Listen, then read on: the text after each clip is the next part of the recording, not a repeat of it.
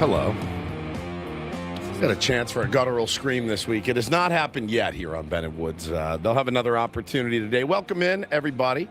Happy Wednesday to all the Tier 1s out there.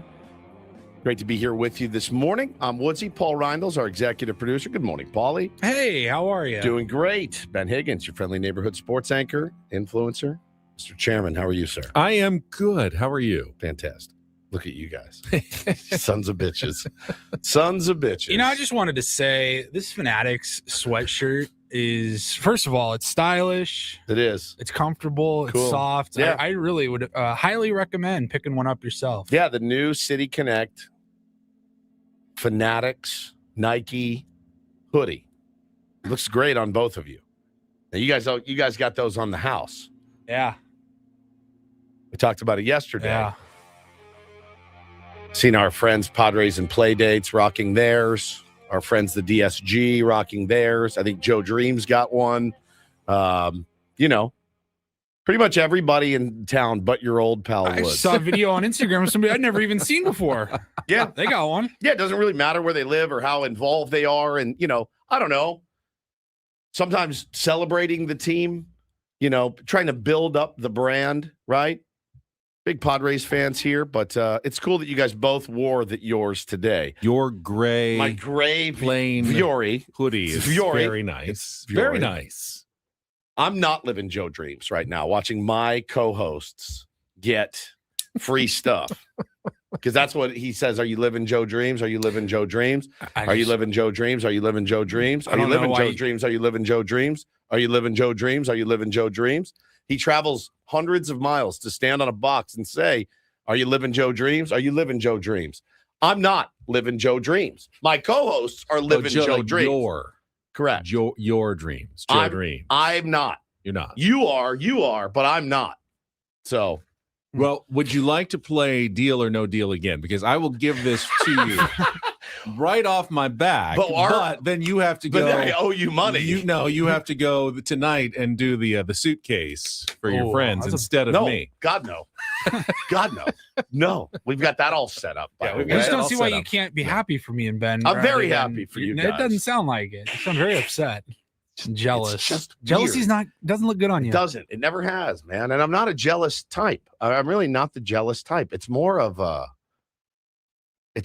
like, I don't know, embarrassed, I think. If I'm really searching for the right word, I feel like embarrassed. Do you feel like there was a meeting Yes. at Fanatics And where they Yes. analyzed every potential influencer in San Diego? Yeah. And when it came down to it, Dead last. the Ben and Woods and Paul Reindls show, Yes. which we only have room for two of them. Which ones are we going to go with? And they finally, after long thought, deliberation, they decided to leave you out because, my God, they would go bankrupt if they sent out one more free hoodie out of the, I don't know, dozens and dozens they've already We're sent talking out. about a mom and pop shop here, like Fanatics. Exactly. They can't just be throwing these things to anybody. Yeah, Mike, you nailed it. Team Mike's his ego check. 100%. That's it. And Vinny says, I still think Adam is behind this, and I absolutely agree. I couldn't agree more, Vinny.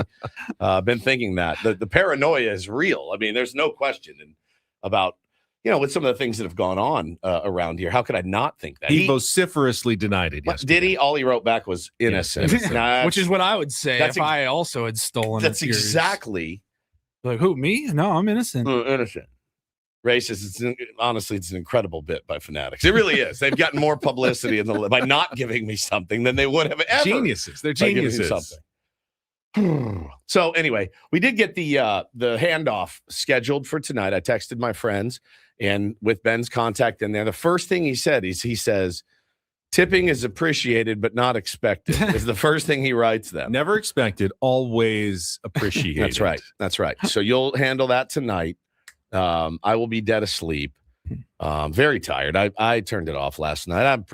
I'm a big fan of protecting my peace. I thought if I sit and watch these last couple of innings, I waited. I waited very carefully. I thought there's been a few hit by pitches, right? And anytime that happens, I don't think any of them were intentional, nope. Right?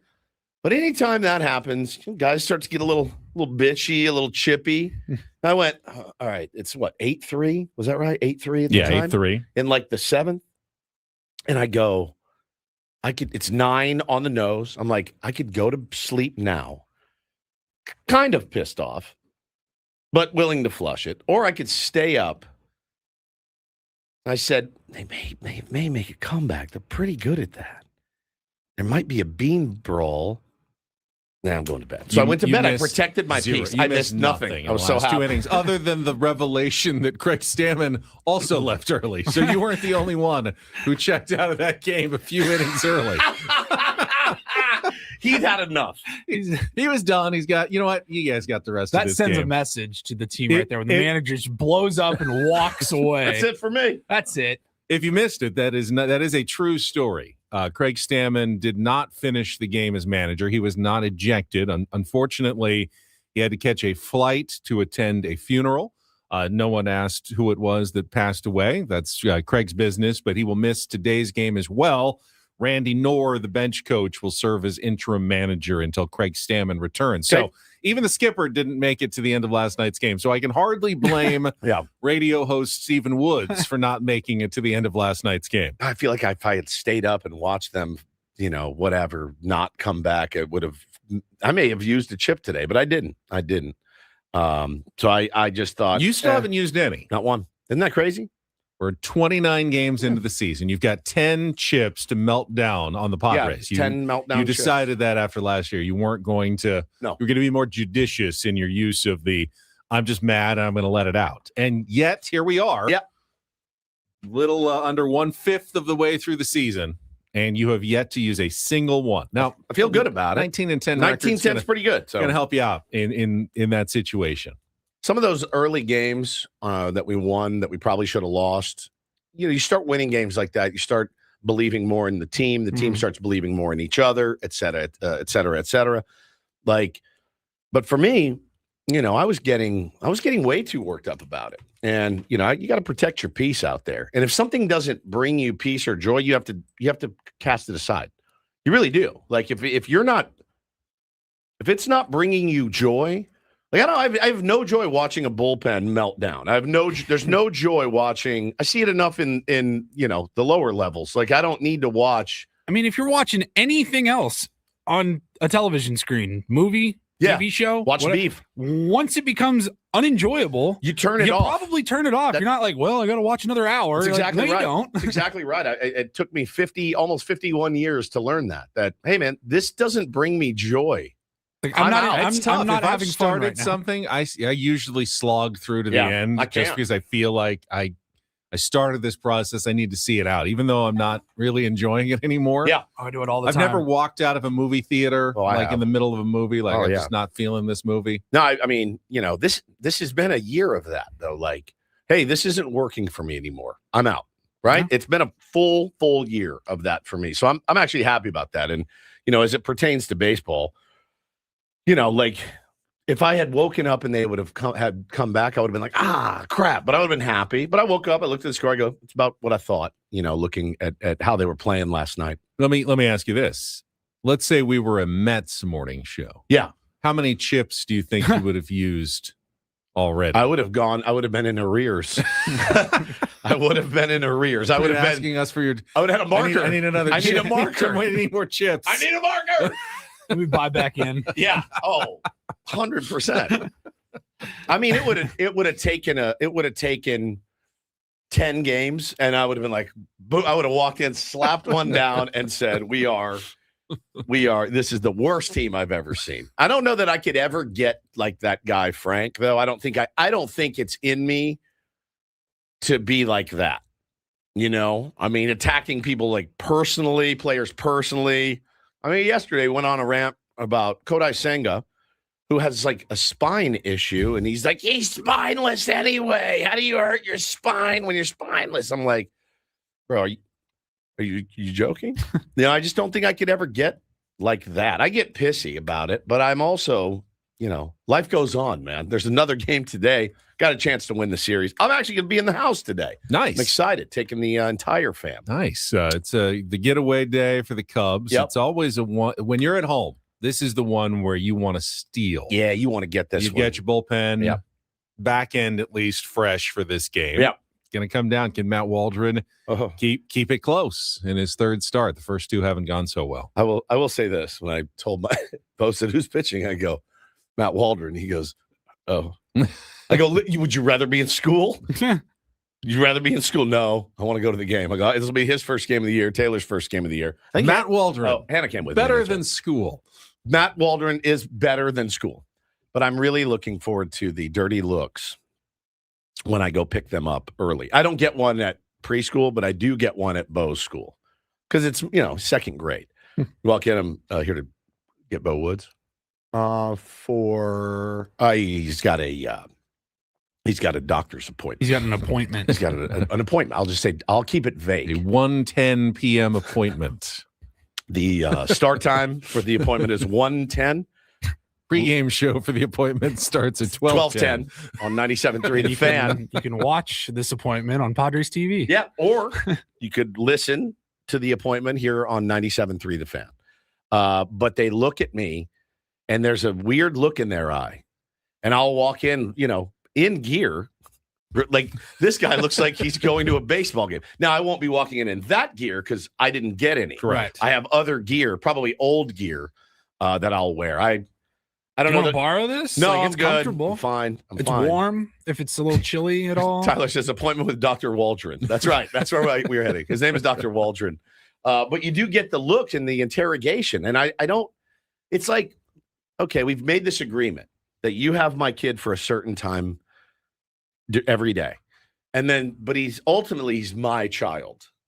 So I can do whatever I want with my child, even if it's on your time. That is the shared agreement that we have. What if he misses something important? Like, this is the day they learn division. It won't be. Okay. They're working on, oh man, I feel so bad for this kid, dude, because he's not going to get any help from his dad. And it's not that I'm not willing. It's that I'm unable. That's the thing is, we got an email. Hey, willing, but unable. Correct. The body is willing, but the mind is not. Weak. It's weak. So she sends home an email the other day. Oh, Bo needs to work on his vertices and something else. I'm like, what? With 3D imaging, right? How many vertices there are? I'm like, lady, you are barking up the wrong tree. We're going to have to hire a live-in tutor, like someone that just lives there. I don't know what to tell do. You how many times in TV and radio over the last 30 years I've dealt with vertices. Yeah, 100%. 100%. So I've always said they should start teaching vertices earlier in school. It's true. Yeah, so important. 3D image, how many vertices there are on here. I'm like, isn't it just a line? I don't know, dude. You're asking me, and I have no earthly idea what I'm doing. I mean, there's the x-axis, the y-axis, and if we're doing 3D, I'm assuming there's the Z-axis as well. I have no idea. I really, really don't. And it's not the thing where it's like I'm lazy. I was so bad at math. My dad and I used to get in screaming matches. And I would cry. And I mean, we're talking when I was like 12. Like, I would cry. He's like, yeah, how do you not get this? I'm like, I don't know. I was so bad at it. And I can't put him through that. I just can't. I cannot put him through that. So if I have to hire a tutor, I will. Because I want to make sure he gets it, man. But it's really tough. Paulie and I were going over a question while you were out of the studio before the show. On my water mission. On your water mission, which you did get your eco water. And I wanted to get your opinion. What's the hardest day of the week? For just in general, like to get through? Because a lot of people will say, oh, Mondays are the worst. But Mondays, you got the energy from the weekend. Yeah, easiest day for me is Monday and Friday. Paulie was thinking it might be Wednesday in the middle of the week. Mm-hmm. Thursday, for some people, like you've got a lot of week behind you and you're tired, but you're not quite to Friday yet. I call Thursday first Friday. Yeah, first Friday. I feel like Tuesday, for some reason, like I've Monday was fine. I breezed through it, and then the work week hits me on Tuesday, and that tends to be my hardest day. I hate Tuesdays, and Wednesdays are tough. But I love Monday, Thursday, Friday. Mine was Wednesday because, like, usually if I have like a basketball game or something on Tuesday night, I'm not feeling super spry on Wednesday morning, and you're like, usually we have a game every Tuesday night, which helps, but I'm like, just one guest today, full 4-hour show. But knowing like tomorrow off at 9 for the round table makes it a little bit easier. Sure. And then it's Friday, weekend's practically here. Yeah. Then he says every day is the hardest when they feel like they all rolled together into a never ending day. The Groundhog Day thing is real. I mean, we're so routine oriented, right? You have to up at 4, up at 3:30, whatever, coffee, get down here, get ready, and it's just the show's 4 hours and you look up and you're like, okay, but wouldn't change it for the world. I got time during the day to do things I want to do, which is great. It's amazing how mental it is though, because logically Friday should be the toughest day because you've been working all week. You should be the most tired. Yeah, you usually are. Yeah. But that carrot of the weekend always kind of gets you through Friday. Whereas when you don't have it on Wednesday for a couple of days, it makes you feel like that's a harder day, even though you haven't been working, as many hours in the week. When you get to Thursday, you've only worked 2 days. Yeah. Enrique says winning makes it better. It does. That's true too. It's true. Like today would be an easier show had they won last night. And that's just the way that it is. That is the absolute way that the cookie crumbles, man, for us, for tier ones out there too. You wake up after dropping a game last night, which I hate to do the thing when I'm looking at a matchup and go, I'm probably going to call in my head, I'll probably call this one an L. It doesn't really line up for you. You could see them dropping this game. And I did. I went into that with that expectation. And then watching Walker Buehler early, I thought, oh yeah, okay. You were right. And then they battle back, as they oftentimes do. And then it gets the juices flowing again. And you're like, oh, okay, we may have something here. And then the bullpen comes in and just completely melts down. And you lose the game. And then you're going back to the reasoning of, well, you already had it penciled in your head as a loss anyway. You're fine. And that's exactly what I did. Yeah, I tried to keep perspective because yesterday I said on Monday they kind of needed that one. That was their best matchup. They got it. And then my goal then was just take one of the next two. Of course. So the mission can still be accomplished today. They have not done anything that can jeopardize moving forward, win another series. Yep. Haven't lost a series since the first week of the season. Which is they awesome. Can keep all that going today. Now, if they don't, we can have a different conversation tomorrow. But, yeah, there's no reason to hit any panic buttons after last night's game. One that, as you said, kind of expected them to lose based on the matchup. Got a little excited that they might steal this one, actually. Here they go again. They may find a way to pull out a win, but ultimately just wasn't one of their better performances in a number of aspects in that game yesterday. For sure. Offensively, defensively, pitching. It just was kind of one of their weaker performances of the season. Sloppy. It was actually kind of a sloppy game. And it came against a very tough pitcher in Edward Cabrera, who has been tough on them in the past. So here we are, going, as many series do, going into a rubber game in the third game of the series. Ray says, use a chip on Crony. So one thing, Ray, that I'm trying to teach my little leaguers, and myself. You win as a team, you lose as a team. Crony has got to play better. He's got to, right? But I'm not going to come in and use a chip on one player. Most likely. I could see somebody doing a stupid bunt in the early innings cost us a game. I could see that. But no, I mean, look, Crony's got to play. He's got to play better. Period. He knows it. So I'm not giving up on anybody on this team. I really like this team. I was surprised. I know we're getting into the baseball a little early. I was surprised to learn that the underlying metrics for Jake Cronenworth still has him as an above-average crazy. player. I saw that same tweet last night, and I couldn't get my head around it. So even though he's hitting 150, the stats tell you he's still an above-average player who's just getting unlucky. And that ball that he laced, what was the 6th inning when it was, before Tatis laced one the other way, I felt bad for him at that point. I'm going, man, you just need he's in one the of chamber, those. Man. When that left the bat, I was like, yes. I was going, there's no way that's not at least a double, maybe a triple. There's no chance anyone could catch that. He hit it so hard, it stayed up just long enough for Seiya Suzuki to make that nice sliding catch. I thought there was no way that ball gets caught at all. Me and you both. Yeah, somebody just goes, man, the L's got to skip in foreplay. I know. Terrible. Are we done then? We're done. All right, we're done. So that means we'll do foreplay next here on Ben Woods, actually. Supposed to be a crap up. We do have more to discuss from last night's game. We will get into it. We will set the menu for a Big League Wednesday. What do you think would be the best place to go for fish tacos in San Diego? Ooh, fish taco talk. Again. We did burritos yesterday. I figured we could do some fish tacos. I'm a big Oscars guy. What's your favorite smash burger? The answer, Mariscos Me Gusta Es. It's a food truck, and it is amazing. I'm going to go with Oscar's Mexican Seafood. Oscar's is good. That's really good. And I'll just throw it out there.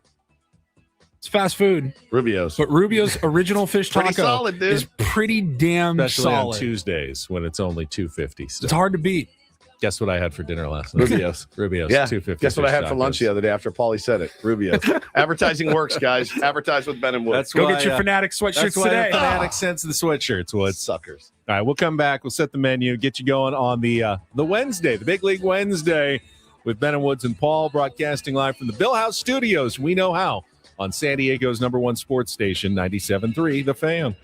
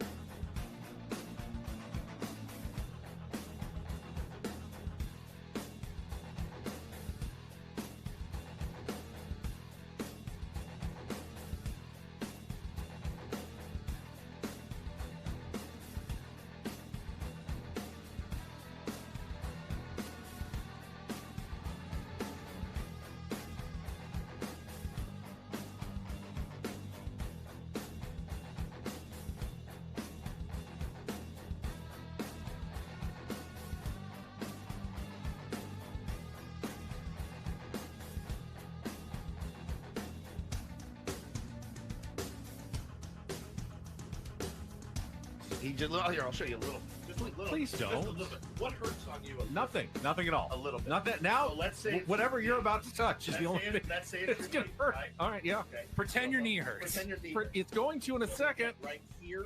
Oh, that is not pleasant. Hey, player, this is all yours. This room with this view. This speakeasy with this cocktail. Hey, could you make that too? The spa with this. Ah. And this pool on this roof. This is all for you. The all-new Hamul Casino Resort, now open.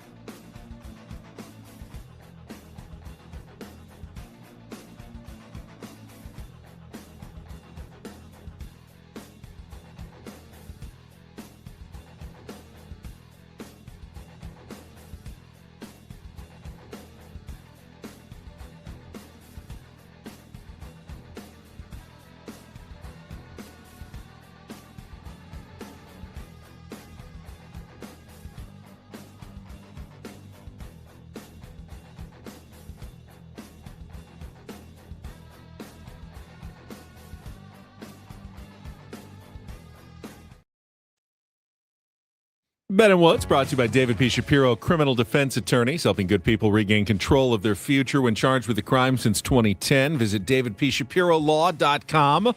Here's what we've got coming up for you on the program. After the crap up, little Padres discussion in our 7 o'clock hour. DDT, don't do this. And then at 7:35, we'll be joined by Brett Boone on a Big League Wednesday. All guests on Ben and Woods appear on the SDCCU fan hotline. It's not big bank banking, it's better. Interested to discuss with Brett the two early firings in Major League Baseball. Oh, yeah. Alex Cora, Rob Thompson. And I don't know if he ever had a manager who was canned mid-season during his career. Most big leaguers who are around as long as Brett, he knows somebody probably that knows has gone through it. Certainly the dynamic is weird, though. Both teams kind of play a little bit better with their new manager. Both unhappy kind of that they got their manager fired, but then responded the way the front office probably wanted to see them respond after firing the manager. Yep. Don Mattingly got his first win as interim skipper of the Phillies yesterday. The Red Sox did lose, but had won 3 in a row before that yesterday. So see what Brett Boone has to say about that, the San Diego Padres, and more. We'll do that at 7:35. In our 8 o'clock hour, we'll play Take on Woods, chance to again qualify for the grand prize tickets to the Padres-Phillies Memorial Day game. We got field level seats for you. 9 o'clock, Ryan will report headlines.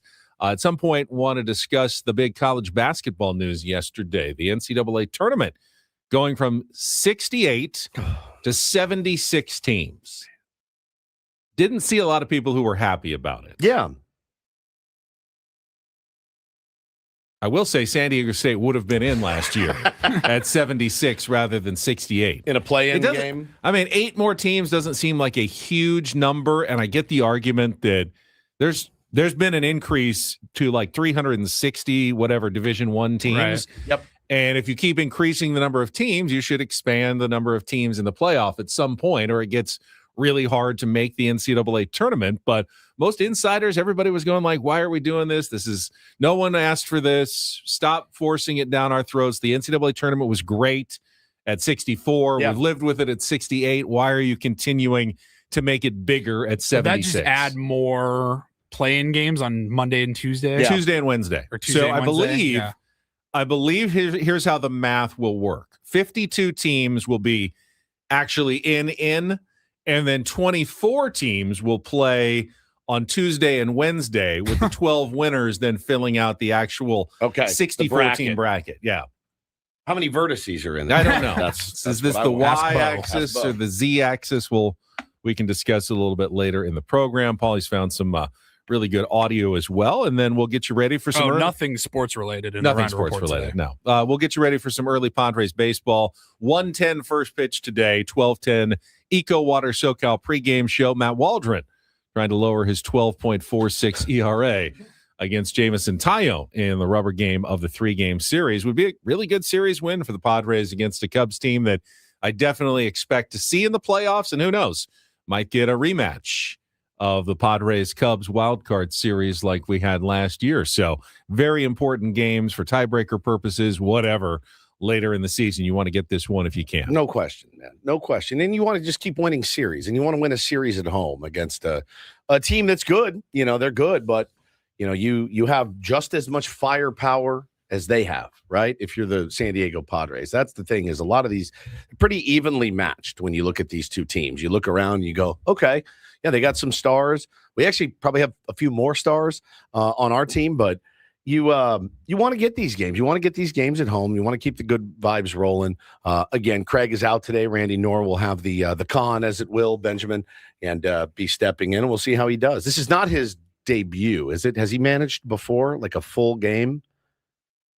I don't think so. I don't know if he has or not. I mean, there's always a chance, you know, when he was. in the minor leagues, he has many games. Well, Toronto, if somebody got run, he managed. You know, maybe he managed 8 innings. I have no idea. I don't know, but I don't know if he's ever started a game as the manager. Got the lineup. Somebody was sick, which is interesting again. And if you're wondering, because Ruben Niebla is the associate manager. What's the deal with that? So they explained it at spring training why this is the case.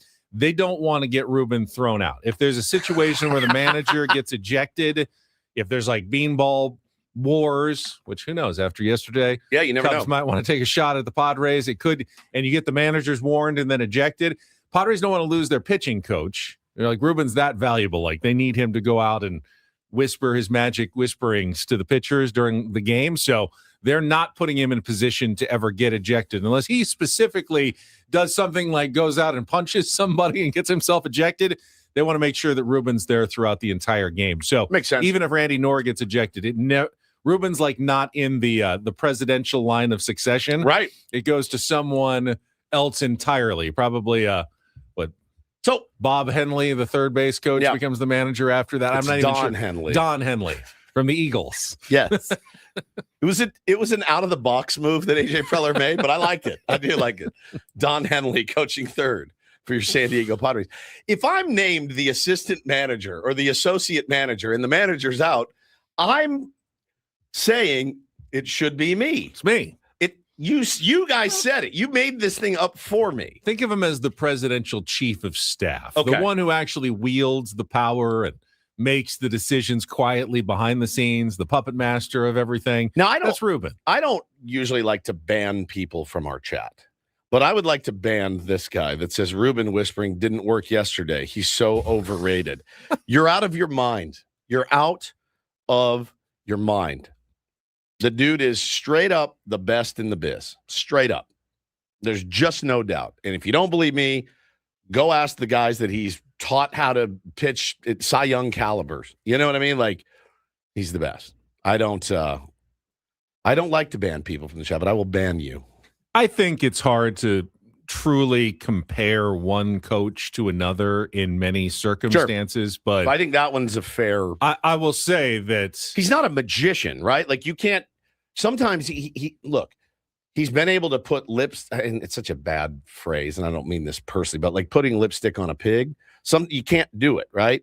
He's been able to do it. He's been able to take scrap heap guys and turn them into very serviceable, if not great pitchers. And, guys that were DFA'd, guys that were, tossed aside, and they've turned into studs, and some of them have moved on. But Ruben, by all accounts, man, this is not a 97.3 The Fan flagship comment. This is a, hey, man, everybody in baseball is like, oh, yeah, we would kill to have. Yeah, I would say that it's a fair comment. In a long baseball season, you're going to have starters and relievers who go out there. They're just not feeling it in a certain day. The arm's just a little tired. Ruben will make sure that whatever is going on, their mechanics are going to be right. Doesn't mean their pitching will be effective, but he will have them locked in with what they're supposed to be doing. Yeah, their plan and all that. With their plan and everything great, quite well. But what I love about Ruben, and I can say with 100% confidence, he is such a good human being to talk to. You can tell, even when I'm not a pitcher, but when I talk to Ruben, I feel like I get more baseball knowledge. You feel like a pitcher when I feel like I understand things better. He's a really good communicator. He's like reasonable and logical, but also compassionate. Yeah. Tells it to you like it is. Ask Adrian Morahone what he thinks. Adrian Morahone, who floundered in this system. Floundered. Big money, high expectations. Ask Adrian Morahone. Ask Blake Snell. Ask Dylan Cease. Ask all these guys. Ask Randy Vasquez. The list goes on and on and on and on and on. I mean, it's been crazy, the amount Nick Martinez, Seth Lugo. Mason Miller's pretty good. He was already good. He's gotten better since he got here. Blake Snell tributed his Cy Young to Ruben Niebla, right? Guys come here. Michael King might not have signed back here, was sending his stuff to Ruben in the offseason. So I think it's a dumb comment. It's fine. Everybody has dumb comments. I know I do. So I forgive you. Look at me. Just growth every day. How proud you may never use a chip at all. I may not. You may never use a chip again. Peaceful woods, dude. Yeah, retire at the end of the season with 10 chips. Wouldn't that be something? Be amazing. All right, let's. They don't carry over, so I mean, I need to use them. They're like challenges, but it's great. All right, so let's check traffic, and then we will get to the crap up, get into some specifics from last night's 8-3 loss to the Chicago Cubs. Coming up next year on 97.3 The Fan. From the 855 Get Ross Traffic Center. Injured? Demand justice. Demand Jurowitz. 855GetRoss.com. San Diego westbound on the 94, solid slow from before the 805 to the 5. Santee, stop-and-go conditions westbound on the 52 before and after the 125. This traffic report is brought to you by Rivermark Medical. Rivermark Medical is conducting a RAPID-3 study for FlowStent, a minimally invasive device designed to relieve symptoms from BPH. Men 45 or older suffering from frequent, painful, or difficulty urinating may qualify. Learn more at rivermarkmedical.com. That's rivermarkmedical.com. It's a shame if they lose. You got a problem. How did things play out in yesterday's game? Supremely stupid. It's time for the Padres Crap up. with Ben and Woods. Brought to you by Hamul Casino Resort. Hey, player, here's something to cheer you up. The rooftop pool's open, day passes are available, and the spa is calling your name. Hamul Casino Resort, the player's place. We'll give it 16 minutes of salt, and then we'll, get back on the bump and figure it out. 2-0 pitch is lined into left center field. That's going to get down. That's going to get Ian Happ home from second base. He scores easily. Bush, meanwhile, going to be waved at third. Throw comes into Tatis. No chance for a relay home. It's a 2-run double for Dansby Swanson, and the Cubs take a 2-0 lead here in the second. Xander Bogaerts swings at the first pitch. Hits one a mile in the air down the left field line. Towards the corner. This one gonna go! Top balcony Western Metal. Able to keep it fair. Xander's 5th of the year, and the Padres on the board. It's 2-1. 2-2. France hits it hard up the middle into left center to base hit. Bogaerts rounding third. He's on his way. Gonna score easily. Ty France, another big hit. An RBI single, and this thing is 2-2. Corner swings, lines it over Fernando into right center, a base hit. Both runners will score as Lopez and Crow Armstrong cross the plate. Corner into second base, a 2-run double, and the Cubs are back ahead. It's 4-2. He's ready. Here's the pitch. Luis swings, hammers it on the line, down the left field line. That's a fair ball. France rounding third. He'll score. Sheets is digging for third. He's there. It's an RBI single for Luis Campusano, and it's a 1-run game in the bottom of the 6th. Swung on, hit in the air, deep to center field. Jackson's going back, way back, at the wall, leaps up. It's going to go. 3-run homer, Pete Crow Armstrong. And now 8-3, Chicago in the 7th inning. And for PCA, his 2nd of the year. 8-3 Cubs, 2 outs, nobody on in the bottom of the 9th. 1-1 pitch. Johnson pops it in the air, shallow right field. Suzuki coming in and towards the line. He's there. He makes the catch. And for the first time this April, the Padres have lost a home game. Not bad considering it is April 28th. Pete Crow Armstrong's 3-run homer in the 7th. A big blast here tonight. And the Cubs win this thing by a final of 8-3. That's a really good ball club over there as well. Like, we play well too, but it's hard to fall behind those guys and give them free passes and put them in good counts to hit, and just kind of got away from us a little bit right there. Yes, it did. Yes, Randy, the voice of Randy Knorr. Yeah, it did get away from you. Control was really, really lacking by the bullpen. David Morgan is very concerning.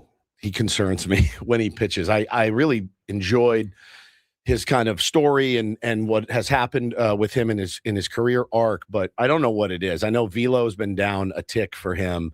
That has something to do with it, but really, man, the control has just been pretty bad at this point, and the ERA is kind of skyrocketing for David Morgan. And look, man, we talked about it yesterday, Benny. I think it's pretty fair. I think a lot of teams have their A and B teams in the bullpen. There's a pecking order. There's no question. Not everybody is a demon. Went into the season kind of thinking there's the potential for everybody to be a demon.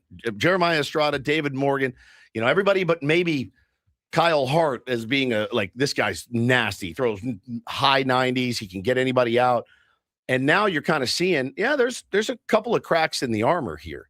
Now, Jeremiah Estrada is pitching well, and Velo is back up for him. I expect him to be back soon as he's eligible.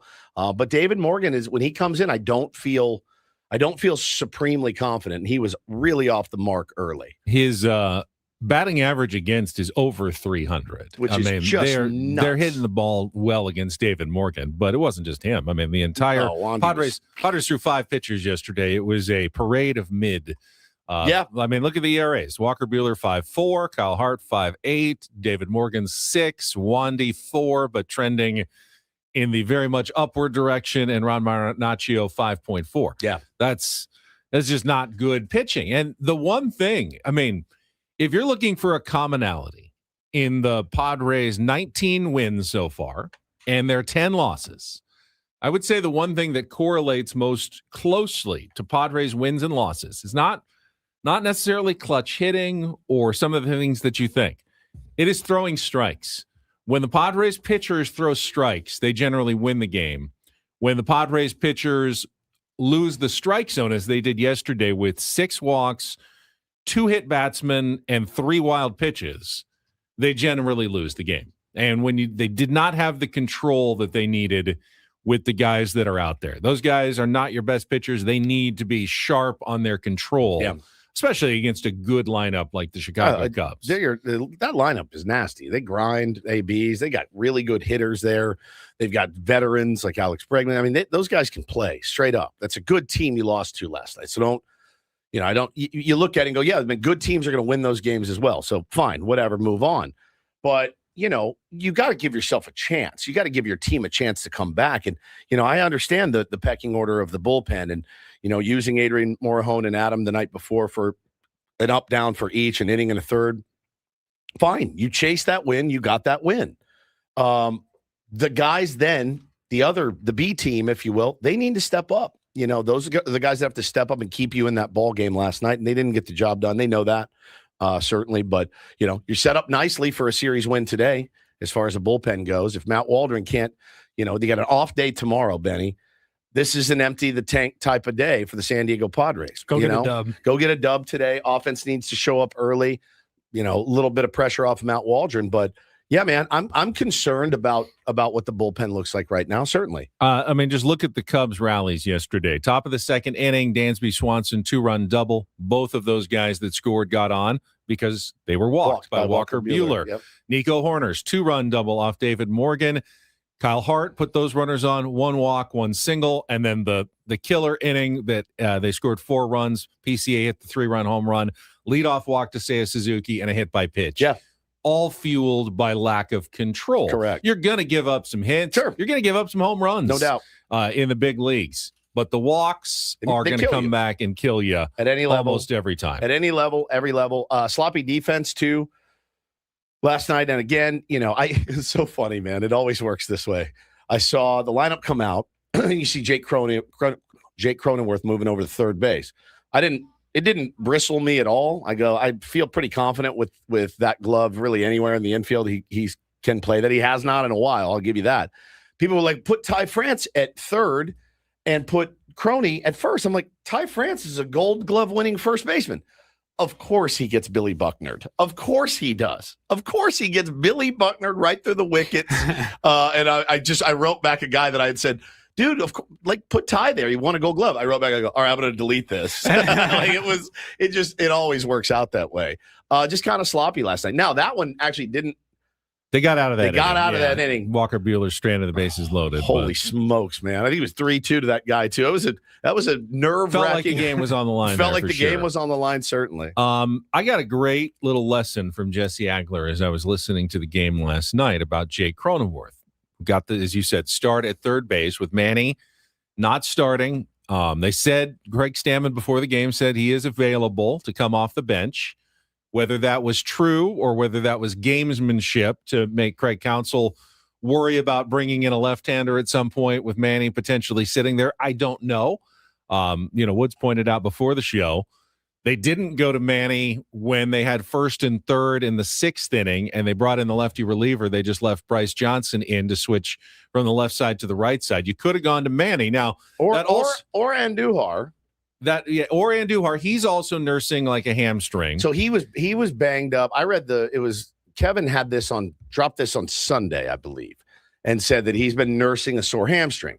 Well, then he played on Monday and played hard and was trying to beat out that broken bat single. I think he had a couple hits. He really tested it. So my guess was Andujar's down. Then of course you saw Manny's injury.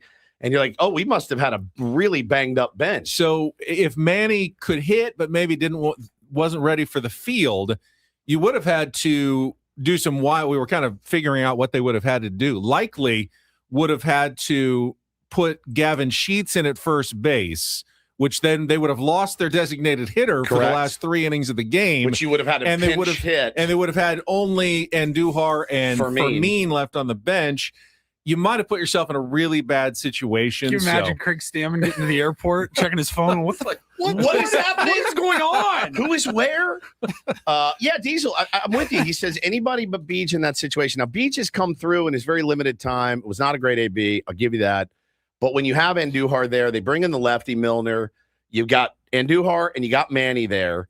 And I understand what a day off looks like. I do. But in that situation, I get it. It's only the 6th inning. If Manny, it makes me nervous that these guys are more banged up than they're letting on. Back to the history lesson, though. Jake Cronenworth has played, before last night, 1 inning at third base in his career. Yeah. Came back in 2020, his rookie season. I go, that's weird. So Jesse Agler had the story, and I didn't remember this, but it came in the 6th inning of a game against the Dodgers. And they moved Jake to third, but here's what they did. It was lefties, like 3 of the 4 batters were lefties, and this was during the shift. So Jake was actually playing Manny third base in shallow right field. So he was essentially playing deep second base. He wasn't at third at all, except for one batter. He was marked down as a third baseman. He was marked down as a third baseman, but he didn't actually play in the third base position during that inning. He did in college a little bit. But they asked, that was a big ask. He didn't really get any plays that I can remember, other than trying to tag out a guy on a steal and the ball popped out of his glove. Yeah. But Tatis, he had the ground ball that he cut across, got it. I got nice, one, yeah. And throw, Tatis continued to look pretty good at second base. I mean, at some point, he continues to fumble a little bit, and his arm has saved him a couple of times. It hasn't cost him yet. At some point, you're gonna not make the play because everyone does, but they had him out there.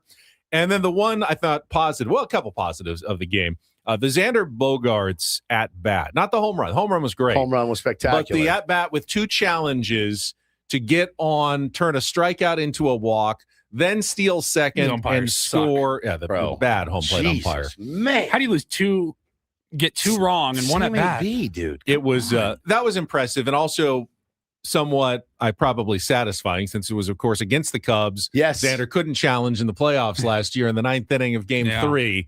And he said, see, now I can challenge. And it was those similar pitches just below the zone. Tells you Xander knows his zone and knows the low part of the zone, especially because he was very confident on both of those calls that those pitches were low. Well, I still got to imagine there's so much pressure you'd still feel on yourself, like as the batter, to make that challenge. Yes. And then when you get the first one, you're like, whew, right? Well, you're like, I don't want to be the guy that loses a challenge. And then when 2 pitches later, you have to challenge. I think the second one was easier because he won the first one and he knew the second was even a little lower than the first one. Bro. How the umpire does that, I called this one low and I got embarrassed. The next one is even lower. Let me call a strike again and see what happens. Please, when you go into the clubhouse again, somebody ask somebody why Fernando Tatis Jr. is not challenging balls. There was a ball, 2 balls off the plate. Yeah, way outside. And there was one inside. It was a low leverage situation because it was the first pitch or something, or second pitch of an at bat. It happened twice early in a game. But it happens twice. They want you to do those, but it happens twice a game for him, which is unfortunate. The umpire was atrocious last night, just atrocious. So Ty glad France, for you, Luis Campusano coming through with a couple of RBIs again was nice to see. It's just like we said that Xander Bogaerts and Luis Campusano will carry this team until May. That's what we all said. What about Jesse Agler, though? Great story about Jake Cronenworth, but could he incorporate the word effluvium into last night's broadcast? Sure he could. We will let you know how he did. Coming up next with Ben and Woods on 97.3 The Fan.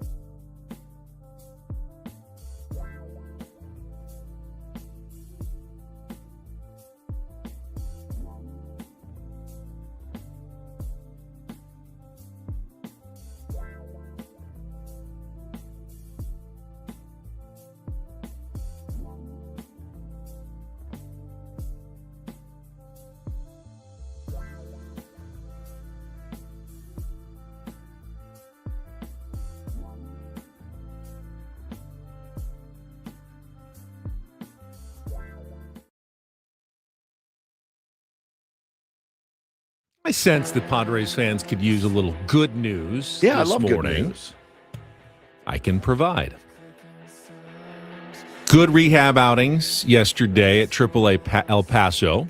Griffin Canning, 5 innings, 4 strikeouts, just 1 unearned run in his 5th rehab start, 3 hits allowed and a walk. So solid performance in the very altitude-laden Pacific Coast League in a 16-2 win over Albuquerque. And Jeremiah Estrada, inning pitch, strikeout, walk, scoreless inning, topped 97 miles an hour on the radar gun, which would indicate that Jeremiah Estrada is getting close to coming back and fortifying a Padres bullpen that, as you mentioned, yeah, Mason Miller's been great, although human, gave up a couple of runs. Jason Adams been great. It's phenomenal. Adrian Morejon has bounced back after a bit of an unlucky start and has been pitching well.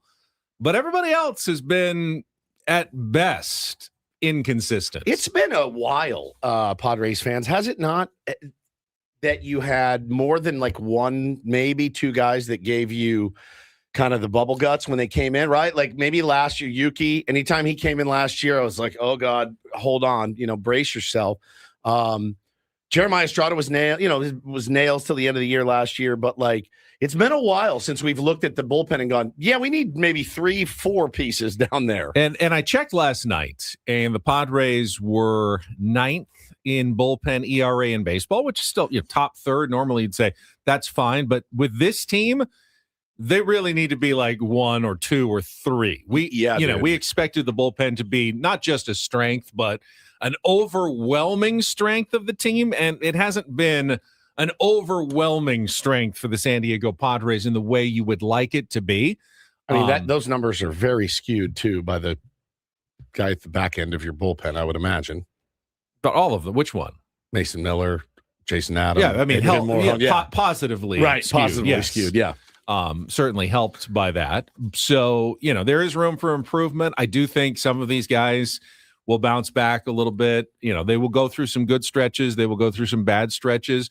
But the Padres bullpen should be better than maybe we've seen it so far, other than Mason Miller and Jason Adams. Obviously, on those days, they're in really good shape, but you can't pitch those guys every single day. You're going to need contributions from other members of your bullpen. Yeah, so you are. I mean, those guys are going to have to come through, and it'll help if they can get a real Jeremiah Estrada back. Yeah, with strikeout, swing and miss capability that he's got. You nailed it, man. I mean, hey, 9, that's great. That's top 3rd of baseball. No, not with this team. The way that they're constructed.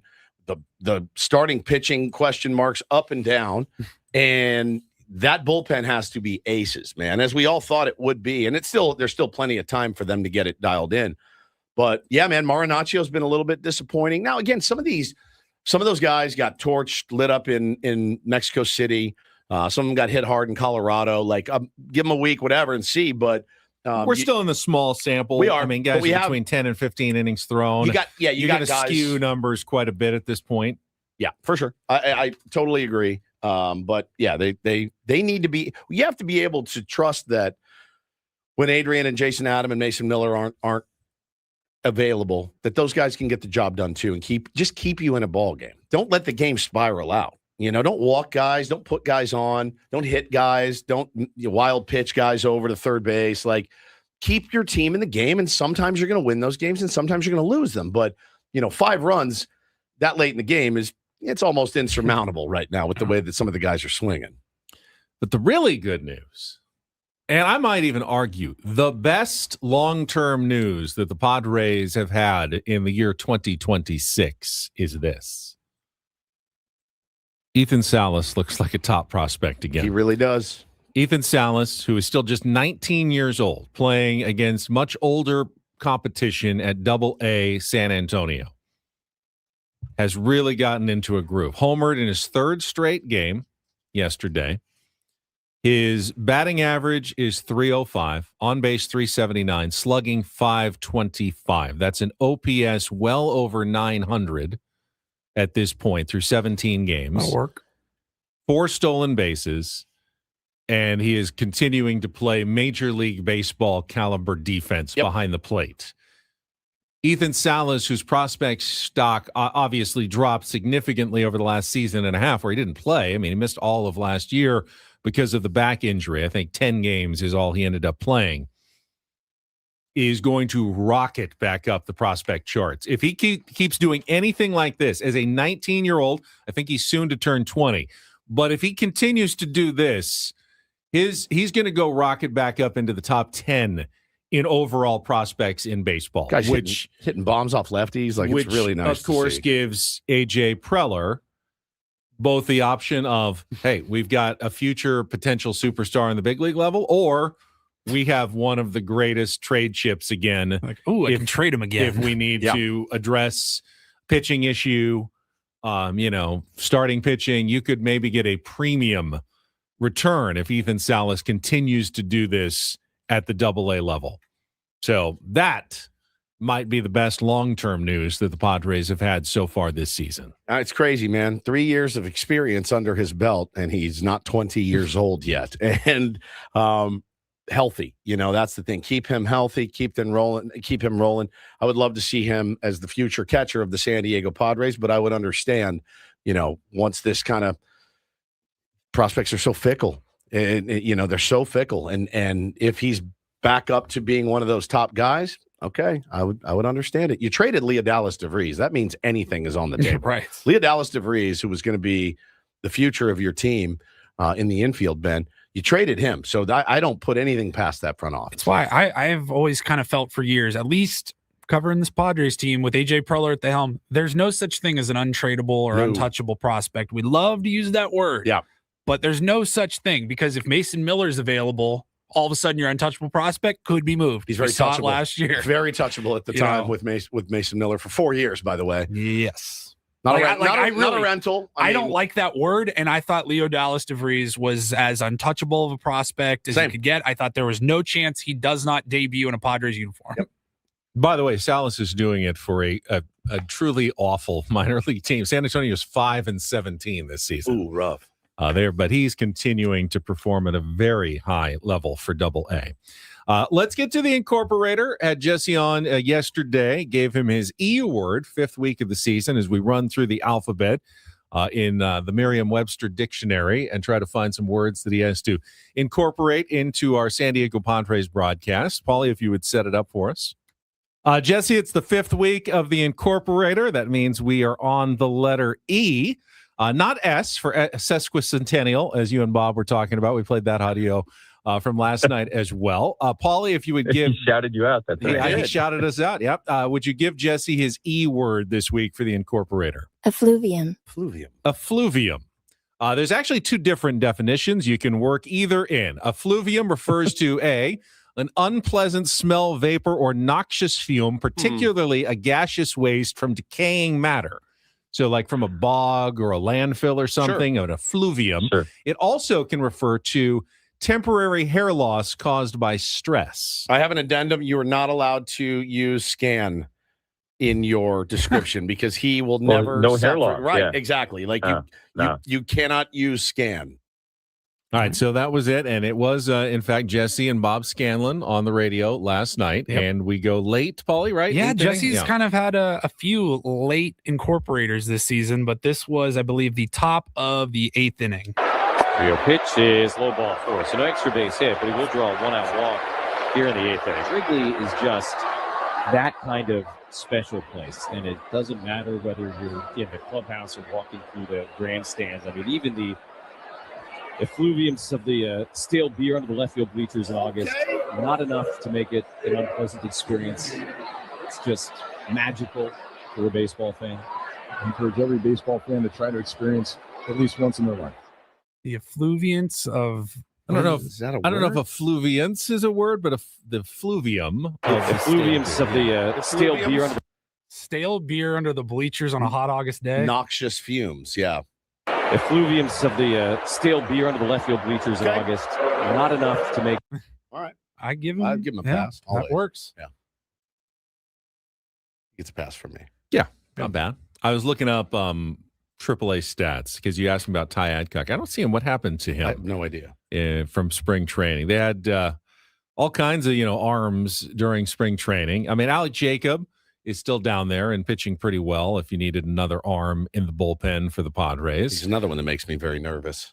Let's see. Tristan McKenzie is down there, but not pitching very well. Logan Gillespie has been up in the big leagues, obviously, a couple of times. He's still pitching. He was so good in spring at training. AAA. Ty He Adcock was. does not appear to have any minor league appearances. Cool. Did he just disappear off the face of the earth? Yeah, maybe. After spring I training. wonder if somebody else grabbed him. I have no idea. You got Omar Cruz as one of your minor leaguers is still down there. He has not pitched well so far. Well, again, Yuki actually has a 3.72 ERA in the Pacific Coast League, which is pretty good as he continues to rehab. But they haven't really made any motion to bring him back to the big league level yet. Well, you're going to need the help.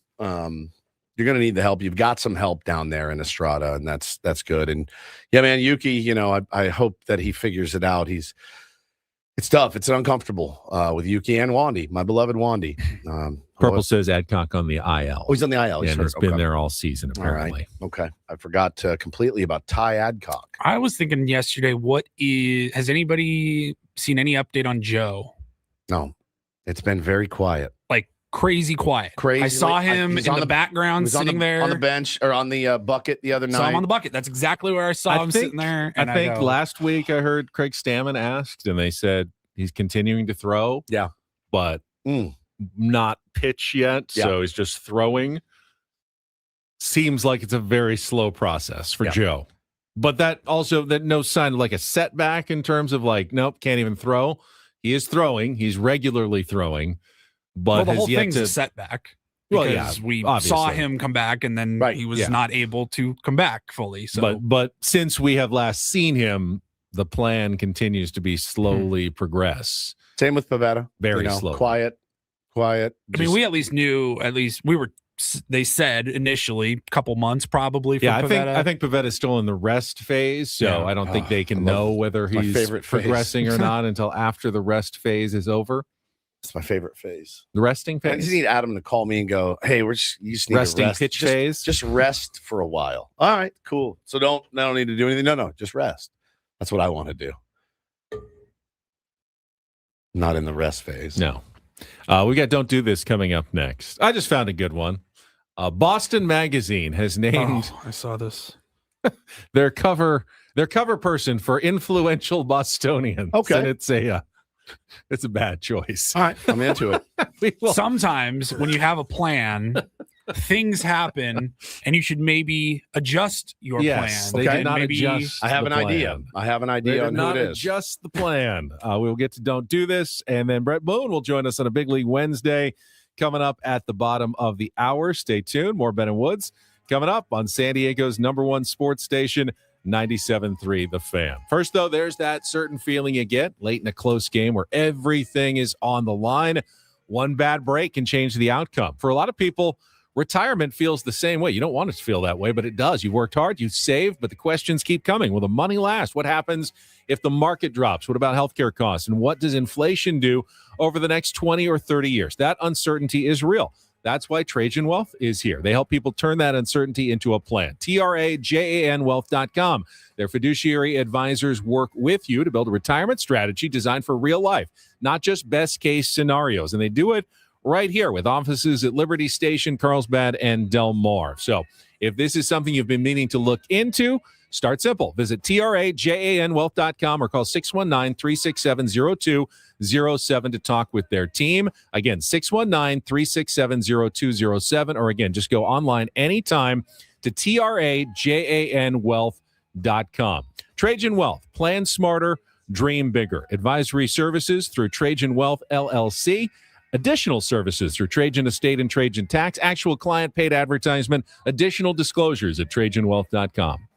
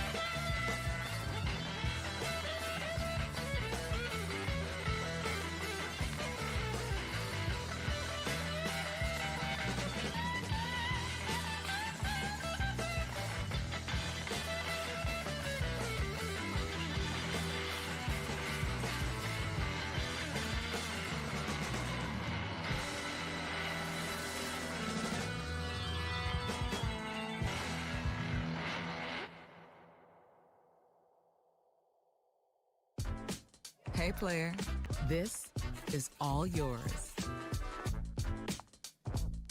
This room with this view. This speakeasy with this cocktail. Hey, could you make that too? The spa with this. Ah. And this pool on this roof. This is all for you. The all-new Hamul Casino Resort, now open.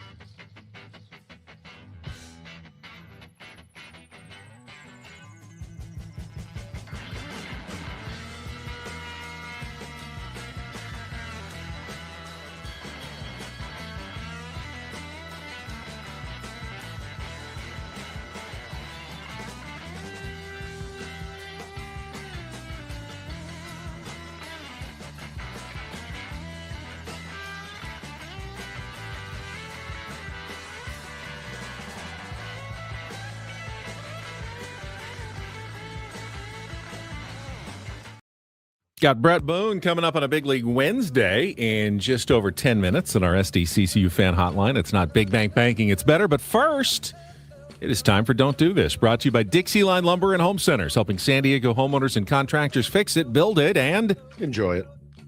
Well, I will start with, poorly timed magazine cover. Boston Magazine naming their most influential Bostonians. And I mean, there's a lot of people on the list in a big article inside the magazine, which apparently was put to bed, as they say in the publishing business, a few weeks ago before it actually hit the shelves this week. Also in the coaching business, as it pertains to this story, I believe. Just the ironic choice of their cover figure of most influential Bostonians. Yeah, that's Mike Vrabel with Drake May, quarterback of the New England Patriots, sitting there as, I mean, I guess he still is influential, but with the controversy and the Diana Rossini story coming out, not necessarily someone you want to be profiling in a positive way at the moment in the city of Boston. There's nothing they could have done. I don't know. Editor, I mean, once it's already been printed, and now is there anything you can do? Release the I mean, delivery? you can just trash them all and just not send them out, but that you're going to lose a lot of money that way. All the advertisers, everything, you got to give their money back. Conversely, everyone's talking about this in Boston. Everyone's talking about this. We're in San Diego. We're talking about it. So I don't think it's like, we're going to make this sneaky choice. No, exactly. And put Vrabel on because it's going to get a lot of attention. I truly do believe this was decided, was edited, was published, and was printed before any of this even came out. Like, what is it, a week and a half ago that this story's been going on? Oh, it's been longer than that. It's been like 3 weeks. It's been like 3 weeks, but magazines are like quarterly, so they do a lot of this well in advance, and they just simply couldn't change it. But that's fantastic. It's a DDD chuckle. That's the guy who is DDD. A DDT chuckle. Oh, DDT. You said DDD. DDT. Triple D's. Don't do this. Triple D. Diners, drive-ins, and dives. That's one way. Hey, this is kind of a don't do this, and I guess shout out to their family right now. Saw the news yesterday pop up on my Instagram that San Diego's experiment with women's professional volleyball is now, in fact, ending. The San Diego Mojo, they're going to play one more home game tomorrow night before heading to Dallas, here in Dallas, for the Major League Volleyball playoffs. They have had a good season, have really had a good season. They made the playoffs. They have a chance to win the championship, and then their franchise is going under. Apparently, the league said we want to go in a different direction. And the owner, Gary Jacobs, said in a statement, he wanted to take the 2027 season off while building a long-term plan, but the league believes a different direction is required. So they remain committed to San Diego. They're going to try to find some new investors, but for next year, Ben, they are not going to be a team anymore. So how we do it on this show. And I really hope we can see more unity and more peace when already things are so difficult. So, shout out to his family. Now, the Mojo could still do the most amazing thing. And win the championship. Win the whole bleeping thing. That's right. And then, move to Miami or whatever they're supposed to be doing. Yeah, I have no idea. Yeah, I was at San Diego State yesterday talking with Brandon Stone from KUSI. Yeah. And we were talking about the volleyball. There's two professional women's volleyball leagues that compete against each other. It's just no one really has been able to cut through and figure out how to totally make it work financially. They're not interested in a merger. Yeah, I think there was some sort of feud between the two, and they really should all come together. Like the one that the Mojo is not in, I don't even know what the name is. They have more like TV rights. You don't really see the Mojo on television at all, and that's hurt that league, the Major League Volleyball League. So it's tough. When it's not an Olympic year, volleyball just doesn't have a lot of big name stars. Like, can you name a professional women's volleyball player? You can Misty name May. Beach volleyball. Carrie Walsh. Yes, you can name beach volleyball players. Yeah. But indoor volleyball players, there's just no one. Carrie Walsh Jennings, obviously. Just said I think. Oh, you did? Yeah. You said Carrie Walsh Jennings? I said Carrie Walsh. Oh, okay. Well, it's Carrie Walsh Jennings. Yeah, we like to be accurate. You can get free tickets. You can claim up to 8 free tickets for the last game ever tomorrow. Viejas Arena. Well, then I guess there's only one thing left to do. What's that? Win the whole thing. Agreed. Let's go Mojo. Go Mojo. All right, finally, a little do this. DD mega doo-doo. I think no one would have blamed Rob Thompson if he was a little perturbed at his firing by the Philadelphia Phillies yesterday. Guy had took him to the World Series, is generally well-liked, well-respected in his clubhouse. I never heard a bad thing, really, from any of those guys about Topper. They got off to a slow start. That might be all it is, a slow start for the Philadelphia Phillies, but they fired him. I am so impressed, though, with how he has handled it. I mean, you want to talk about class. He has had nothing but positive things to say about the Phillies, his bosses in this entire process, handling it like a gentleman, saying he's not passively aggressively posting things on Instagram. He is not passively aggressively posting things on Instagram. Even when he heard that while he was still manager, Dave Dombrowski called Alex Cora and basically offered Cora his job before he was even fired. He said, don't blame him at all. Dave Dombrowski, Cora, great manager. You got to do what's best for the club. That's absolutely fine with me. Classy Did not dude. feel like he was stabbed in the back at all. And actually said, and if they need me for anything in the organization, I will be there for them. I don't know if there's anything they want me to do. Said tonight I'm just going to watch some playoff hockey, but I'm absolutely open to working for them in the future, whatever they need. Really, very classy, really move. classy guy, That's and actually, the way he has handled this. That's actually how you're supposed to do it. The high road is tough for a lot of people, and not for Topper though. He said, yeah, my wife put in a pool a couple years ago. He's like, I think I'm going to just chill and take a swim. And it's great, man. You put your whole life into the game of baseball, and if it doesn't work out in the end, there's no reason for him to be bitter and upset. I bet you there's a more than small part of him that's relieved. Who was it? I was listening to MLB radio, and I think it was Derek Shelton, who of course got fired and now rehired as manager this year for the Twins. and he was with the Pirates. And they asked him, what's the first emotion you get when you're fired? And he goes, relief. This is a highly stressful job. And just knowing I am no longer responsible for this, for the lineups, for the decisions, the 900 million decisions I have to make every day. The first thing you feel is relief. And then you kind of go, I wish things had been different. What did I do wrong? And then you kind of start second guessing and questioning yourself. And, then maybe some anger. Like, hey, how could they do this I've been working really hard at this. They know how hard this job is. Why? You can't blame me. I'm not the only one. This is a team effort. Why am I the one that gets the only one who gets the pick? You go through all the stages. Yeah, exactly. It's a real thing. Those stages. Relief. I could imagine that. I could, especially if things they got off to such slow starts. We'll ask Brett Boone about that as well. Now, same kind of thing happened to him. He was hitting coach last year, and he's not now. That's true. You know what I mean? Not the manager, but the same. You're right there. You're with the guys every single day. We can ask him about that as well. He also replaced someone who got fired. Yeah, he did. In that situation as well, which is awkward. We will talk about it on our Big League Wednesday next. First, that was Don't Do This for a Wednesday. That was Don't Do This with Ben and Woods on 97.3 The Fan. Brett Boone coming up next. Stay tuned. It is Ben and Woods broadcasting live from the Bill House Studios. We know how on San Diego's #1 sports station, 97.3 The Fan. Well, you're talking about relief, man. What's better feeling than when you get the car or truck of your dreams and it doesn't break the bank and you feel like, man, I made a really wise decision. That's why I highly recommend, if you are in the market for a new car or truck, electric car, truck, whatever you need, Sedano Ford and Lincoln, they can help you hop into a new ride with, again, the numbers that respect your wallet a little bit and don't put you out in the cold. The 2026 Ford Mustang EcoBoost Fastback is just $299 a month. And the future of trucks, the 2025 F-150 Lightning XLT is $298 a month. The 2025 Ford Ranger XLT, $289 a month. And the premium electric drive, the 2026 Mustang Mach-E Select, just $346 a month. Big, long history in our family with Ford. And Manny Sedano does it right. It's got an incredible history of service. Sedano Ford and Lincoln, they are dealerships that San Diego can trust. Make sure to tell them Woodsy from 97.3 The Fan sent you down there.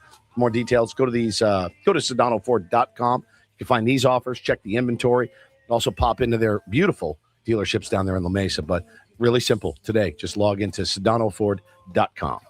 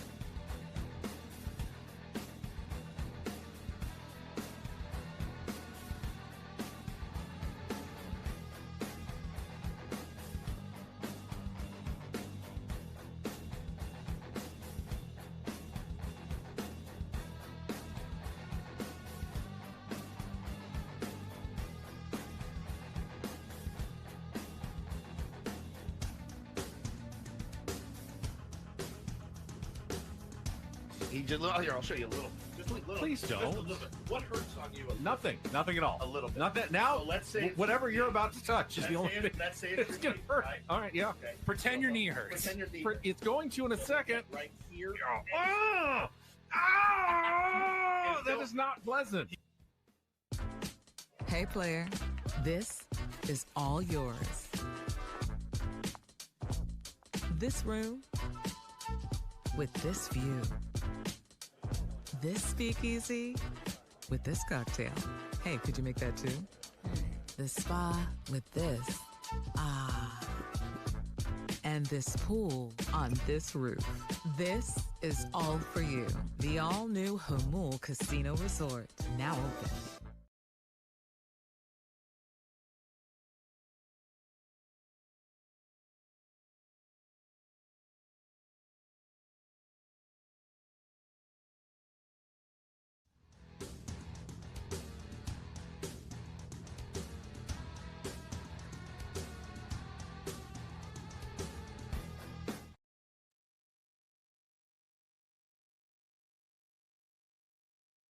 Lots of interesting changes already being made around Major League Baseball. We'll get the input from Brett Boone on a Big League Wednesday. He is standing by.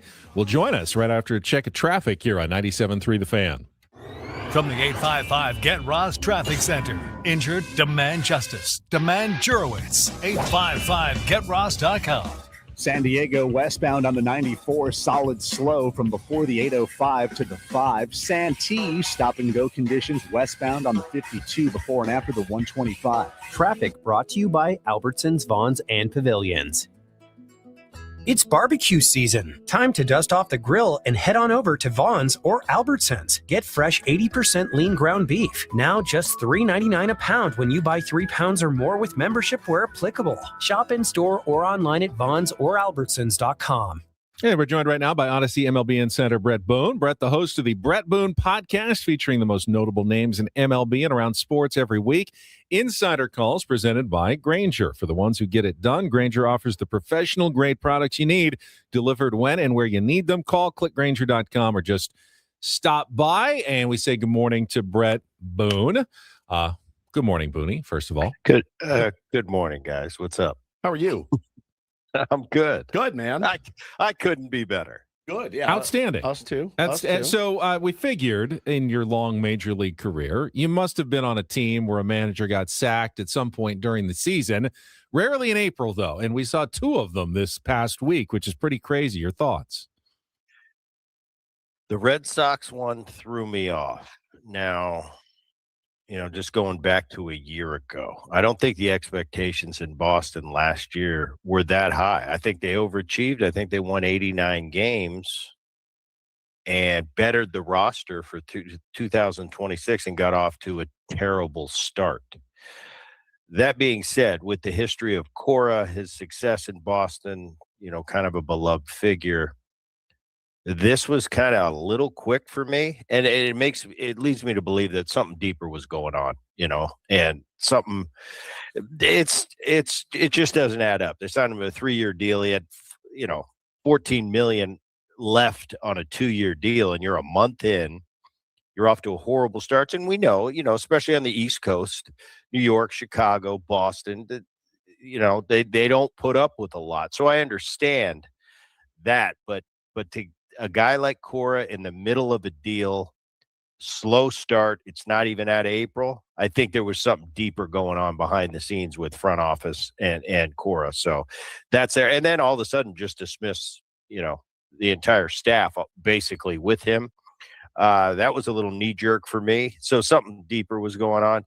When it came to Philly, I think the writing was kind of on the wall. And once a high profile guy like Cora gets fired, now all of a sudden, the Philly situation seems like, oh, well, that's what we're going to do too. We got Don Mattingly sitting here on the bench.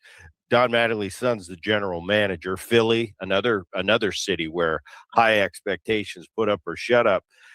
But Thompson was, from all accounts and from what I've heard, and I don't know him personally, but players really liked him. Kind of another guy that there wasn't too much negative talk I've ever heard about him. But this is kind of what happens. And he got fired. And you look at one other potential is one of my favorite managers in the game is Mendoza in New York with the Mets. And when you have expectations and that type of payroll and the way they collapsed at the end of last year and now starting off this year, if they don't start winning it, that's not going to surprise me either as the third early on in the season. But, a lot of games to play. Who knows? Maybe the Mets will turn around and win 7 in a row and he'll be off the hot seat. But that's just the nature of the game, and it happens. I've been on teams where guys got fired midseason. Ray Knight in Cincinnati for me, and I think 96. It was either 96 or 97. It's a little bit of a shakeup sometimes.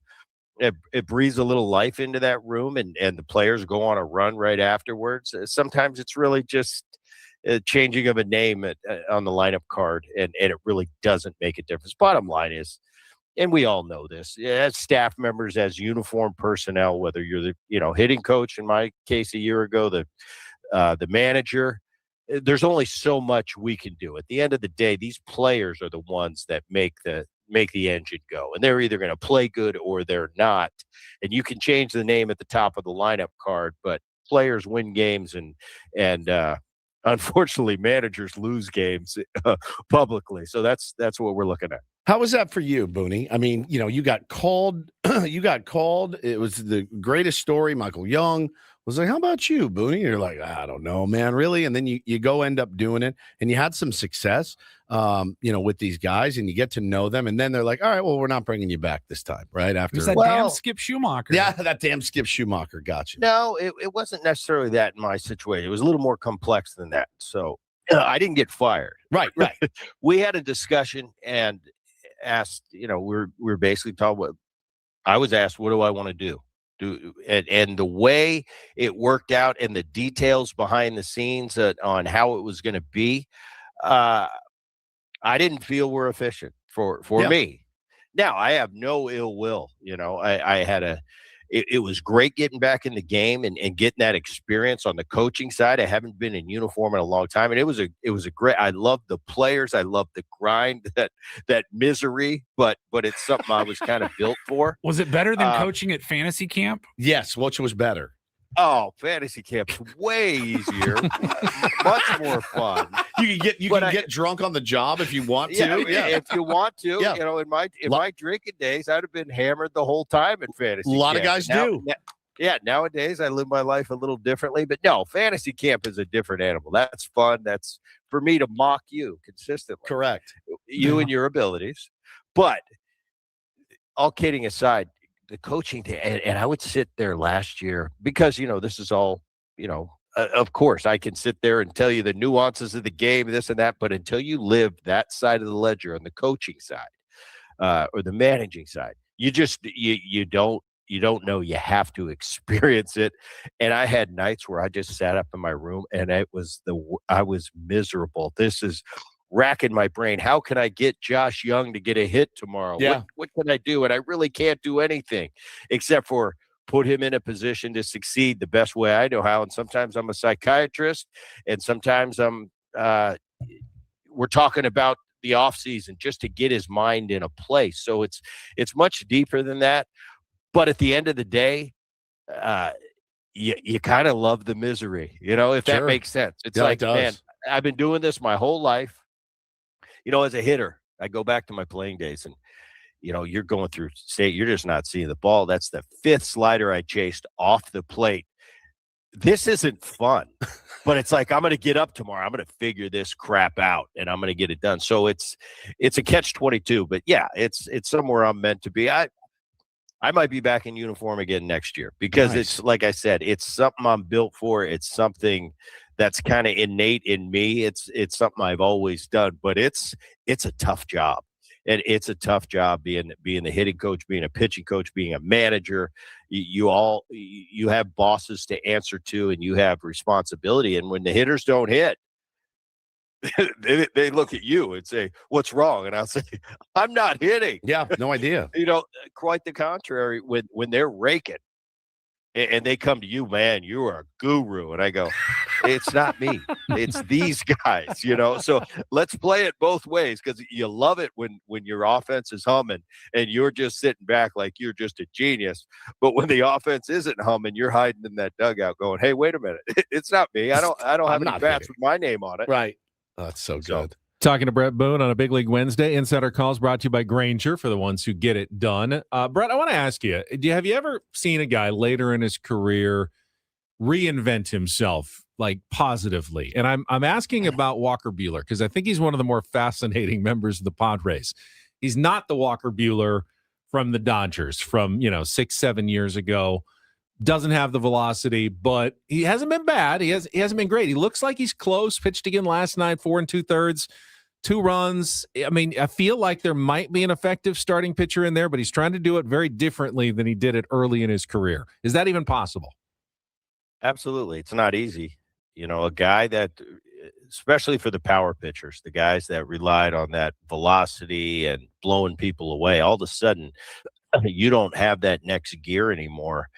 And you're a lost soul. It's like, wait a minute, I've been doing it one way my whole life, and now I've got to change. I've seen it happen. And it's great. Bartolo Colon is the best example I can come up with. I remember him as a kid coming up, and he had 90, 98, 99 in the tank whenever he wanted it. And as a young pitcher, we loved hitting off him. We called it the lightest fastball in the game, because we knew in a 3-1, 2-0, he's going to rev it up and he's going to throw it as hard as he can. And we're waiting for it. And when you're a young hitter in the big leagues, I used to tell people, I said, I could hit a bullet. That doesn't bother me. It's the other stuff. It's the guys that really pitch and kind of have a strategy to it. As Bartolo got a little bit older and he started, being a Cy Young candidate, two-seamer. Oh my God! He started pitching, and I tell people this he kind of was pitching like Maddox. He had pinpoint control. He would subtract, and that's an underrated thing. And today, all we talk about is velocity. How hard's he throwing? What's that exit velo? Which are all kind of great for entertainment value, but they're all nonsense when it comes to how important they are. And he would subtract, and all of a sudden, when he was predictable in a 2-0, 3-1 count to throw it as hard as he could. If he's sitting in 94, all of a sudden he'd throw me a pitch 88. That's what hitters don't like. That's what gets it off the barrel. And a guy like Bartolo went from a power pitcher with a huge ceiling to having, getting rocked, to all of a sudden growing up, learning and going the other way and learning to subtract. It was just as important as adding. And then he became a weapon. And all of a sudden you didn't want to face Bartolo because he was a pitcher. So yeah, I've seen it. I've seen guys reinvent themselves. It's not easy to do. I've been kind of following Walker Buehler because I'm interested how he's going to cope with it. It seems like, last night I watched the game. It seems like every inning it's just, there's drama, there's traffic, everybody's going around, but he seems to get out of it. Hopefully, because with the injuries, with the Pivetta situation, you got Giolito in the minor leagues. I know he got hit with a line drive the other day, but it's important to have guys like Walker Buehler able to step up and take some innings for you and be successful. So I'm kind of cheering for him to be successful. Time will tell, but it seems like right now he's kind of feeling his way through, and every inning it seems like there's some drama and we got out of it again. So yeah, it's going to be an interesting run to see if he can make that transition. Last one for me. Brett Boone joins us this morning here on Ben and Woods. There's a lot of discourse going on Twitter. Every day is new discourse. Right? There was the foul ball discourse last night. There's ABS discourse, but the one that's interesting to me, and I want to get your perspective.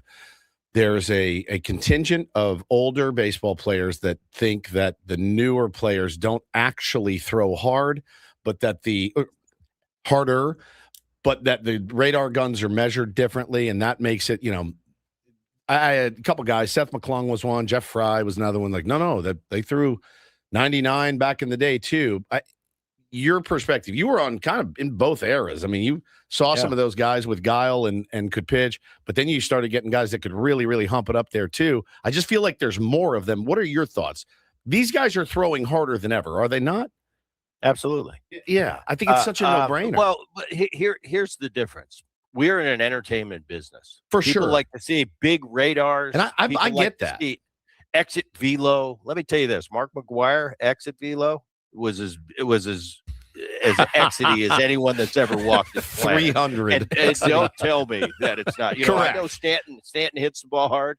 Mark McGwire hit it as hard as anybody I've ever seen. It's more the pitchers. They're like, no, right. But the pitchers, I think, without a doubt. And when I was playing, when I came up, the velocity was X. When I was leaving and retiring, it definitely was up a couple ticks. Yeah. You know, I looked at my dad's generation, and Dad used to talk about, Steve Carl. I said, Dad, they're throwing harder now. They just are. They are. I mean, it's your dad would say that right. He would say they weren't.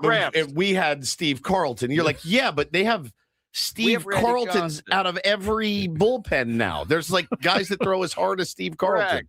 Correct, Raps. That's great with the Bob Feller story, but I'm sorry, we're not measuring with a motorcycle anymore, you know.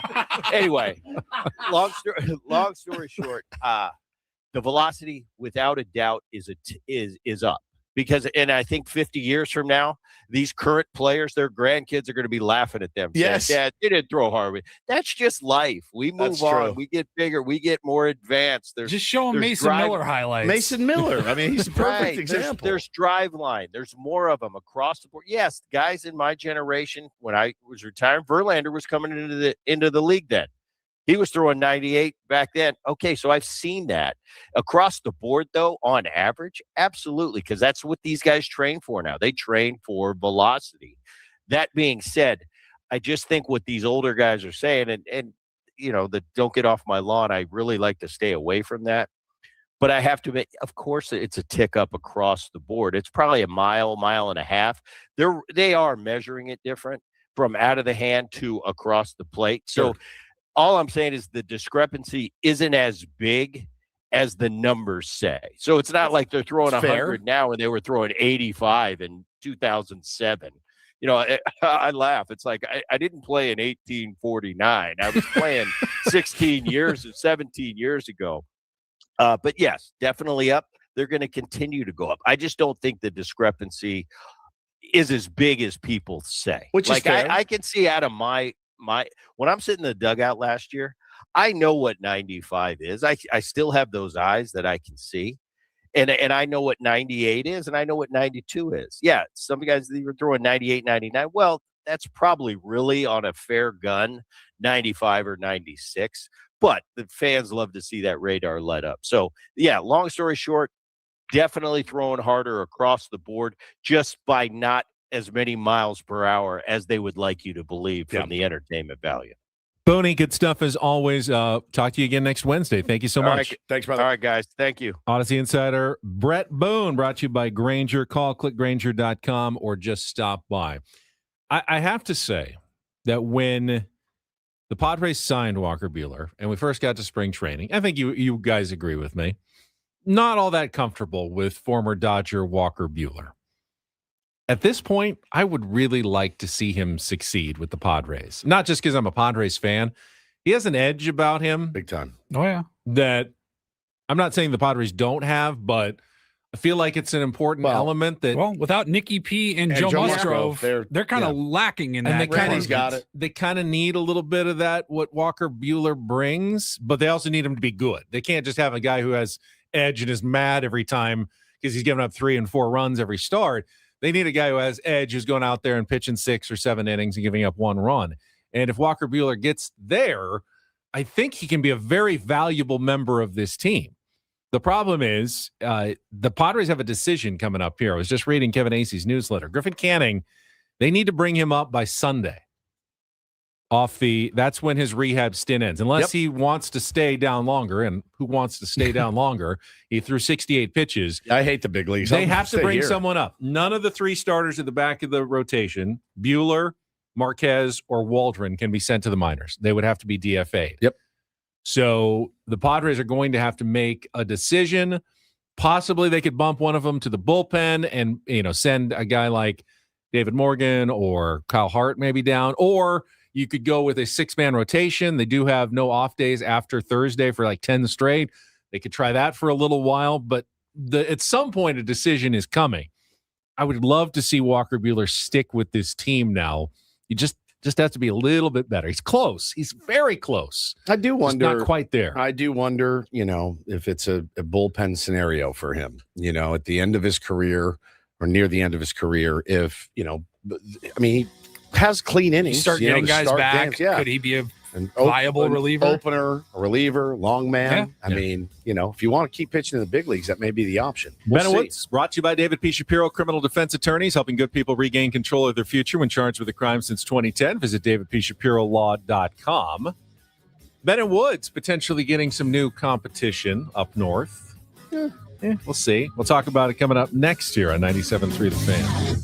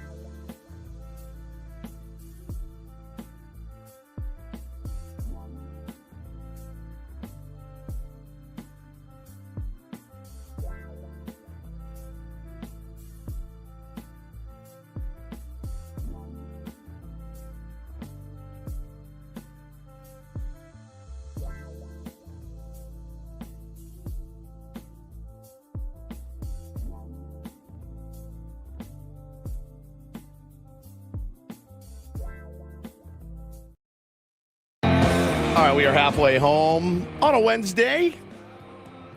Padres day game today. Excited, taking the fam out. Very much looking forward to getting back in Petco Park. Maybe I'll get a little that banana pudding in me for the first time. Oh, you haven't had I haven't had this any season. this year.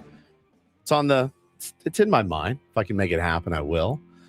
When you take the whole fam, you got to make sure everybody's needs are met. That could take a good solid hour and a half of the game. And $500. And $500. I don't want this. I want that. All right. Well, let's walk over to the other side of the stadium and grab that for you.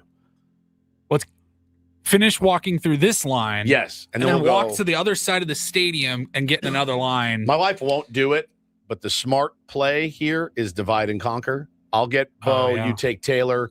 Get what you want. Meet you back at the seats. But she likes to all be together. She has a little separation anxiety. Do you guys do the Seaside Market at all? Yeah, it's kind of like where the banana pudding is. Yeah. So I mean, that's pretty much a free for all. Like it's like a grocery store. Taylor just eats chips, so They have them perfect there. for him. They got chips there. So in this day and age of DoorDash and TaskRabbit, I wonder, has anyone come up with the idea? You buy the cheapest ticket to get into the game, and then while you're there, you are simply hiring yourself out to people who don't want to wait in line for food. And you say, hey, let me know where you're sitting and what you want. You got me. I will get it. And, here's your upcharge. And basically you spend the whole game just running around as like a personal waiter. Yeah. You get tips, you get fees. You can probably make decent money. Plus you get to work at a ball game, in a nice afternoon in San Diego and make really good money. I don't know how the Padres would think about that. Probably not great. I don't think they would appreciate that. Expect a phone call here pretty soon. I'm just saying. I just want to apologize to the Padres front office for it wasn't my idea. It wasn't my idea. Are you trying to get us fired because of the news that came out yesterday? I think I am troubled by the news that came out. Why are you troubled? I thought you'd be elated. No, I'm uneasy about it. What are you uneasy about? Because I don't know how to feel about the news. All right. I don't like that the news came from somewhere outside this building and no one told us. That's inside the building. Also true. We do have a meeting today, so maybe that's what it's about. Maybe they will mention it. But it's a big week. There's the big President's Club dinner that they're doing for all the salespeople. We were originally invited to speak at it. That was rescinded. Uh-oh. I mean, I'm not mad at it. I've got baseball practice. I'm looking forward to that. But can't be a good sign, though. It's not a great sign, in my opinion, Paulie. We're up, our contract's up, and they said, "Oh, Ben and Woods were going to speak. Never mind, we're good. We want you guys. Actually, we don't." All right, so that's makes you a little bit nervous, gives you a little pause. Who is emceeing? Gwen and Chris? I don't know. I think they just are going no MC. They have a tighter schedule. Actually, young MC is going. Young to. MC, yeah. Bust a move. Bust a move. He's going to do it. No, I listen, when I get asked to do something and I agree and then the plans fall through, I'm almost never mad. So I'm okay. So the CEO is going to be in town. Get shot down because you're overzealous. Play hard to get females get jealous. Okay, that's what he was going to do. To a party. Girls are scantily clad and showing bodies. Yeah, that's the words there. So everyone wants to know what this news is now that we've will. piqued their interest. Well, the CEO's in town. It's a big deal. It's a big week. And here we all are dressed. I'm dressed like a bum, and I've got the CEO in town. So we'll get to meet her and get a little. She's going to see what a good FaceTime. influencer I am. Yes, she will. This is what both of you guys are. Try to get you guys more deals. Yeah. Well, yesterday I was scrolling Twitter and I saw this announced. It says Odyssey, which is our company. They're entering the LA sports market, announcing the launch of 97.1 The Fan, the city's only FM all sports radio station. 97.1 The Fan. Correct. Sounds very familiar. 97.1 The Fan. On May 11th, 6 a.m. Call 833-288-0971. Yeah, that's probably it. They'll feature a fully live local weekday lineup focused on LA's pro and college teams. And that sounds like a very familiar concept from our company. Now, what are you nervous about? Well, first of all, do you think we're going to lose audience to them? No, but I do feel, like there's a rivalry already there. San Diego. It's not LA. a rival, little bro. That's and is our that real rival is is that 95.7 The Game in San Francisco. That's right. I saw the program director. I said, "Real rivals, right, bro?" And he said, "Yeah." I had a bad experience. I think this was even before before you got to town. So my first job, we had Extra Sports 690. And we were hugely successful throughout Southern California. I mean, probably along with WFAN, the two top sports radio stations in the country. And one of them was based here in San Diego. I mean, iconic, giant signal.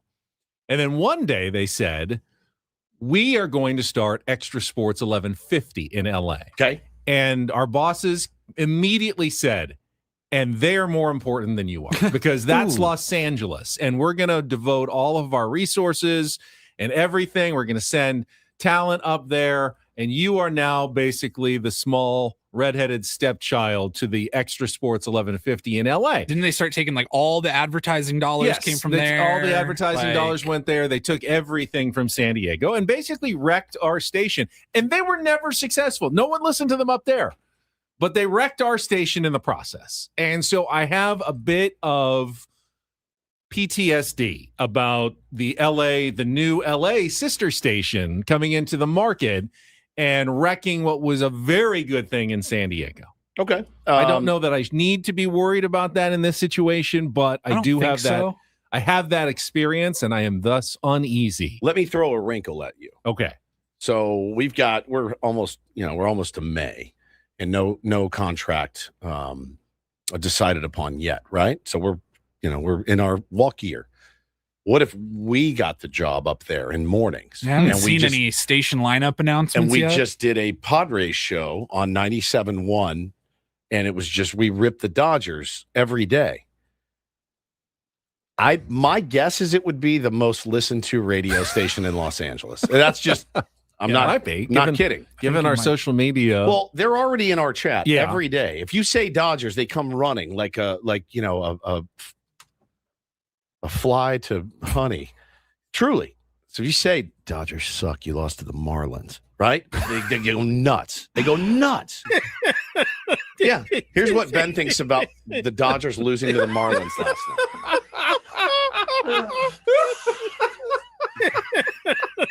Yeah. I'll ask you a pitcher whose literal name is Junk. Junk. Outdueled Shohei Ohtani last night. Guy named Junk beat Shohei Ohtani last night. Could you imagine? Imagine. That's our show. We're like, we're Padres fans, but we'll talk Dodgers. You guys are terrible. Everybody hates you. Nobody respects you. Maybe all you do we is do buy. this show, all you do is and buy. then we go right to the midday show in Los Angeles to host our Dodgers talk show. If they choppered us in, I would consider it. And it would have to be, we would have to get choppered in every day. There is no chance. So listen, it's nice. Look, for us, it's nice to have another. I think we could actually start a decent talking rivalry with that station. We'll see who's on there. There's guys that they could hire in LA. I won't give the time of day, period, the end. But if it's a show like ours, but for the Dodgers, hell yeah, let's go. I think it would be fun. We'll do some. We can have fun with it. Now I don't necessarily. I texted the group last night with Adam in, and I said, "You're going to make us cross promote this, aren't you?" And he goes, "No, I won't." And we're doing it right now here on our program anyway. So it'll be great, man. It'll be great. We are already 0.2 better than they are. So yes, yeah, because they're 97.1, we're 97.3, right? 0.2 up on the dial. Yeah, so it would be. I really hope it's not one of those things where they're so close on the dial, like you go to Orange County and they start like melding. If you listen to 97.2, you kind of hear both stations at the same time in Orange County. Now, if our show blew up or something, they don't extend us. Would you consider going up there to do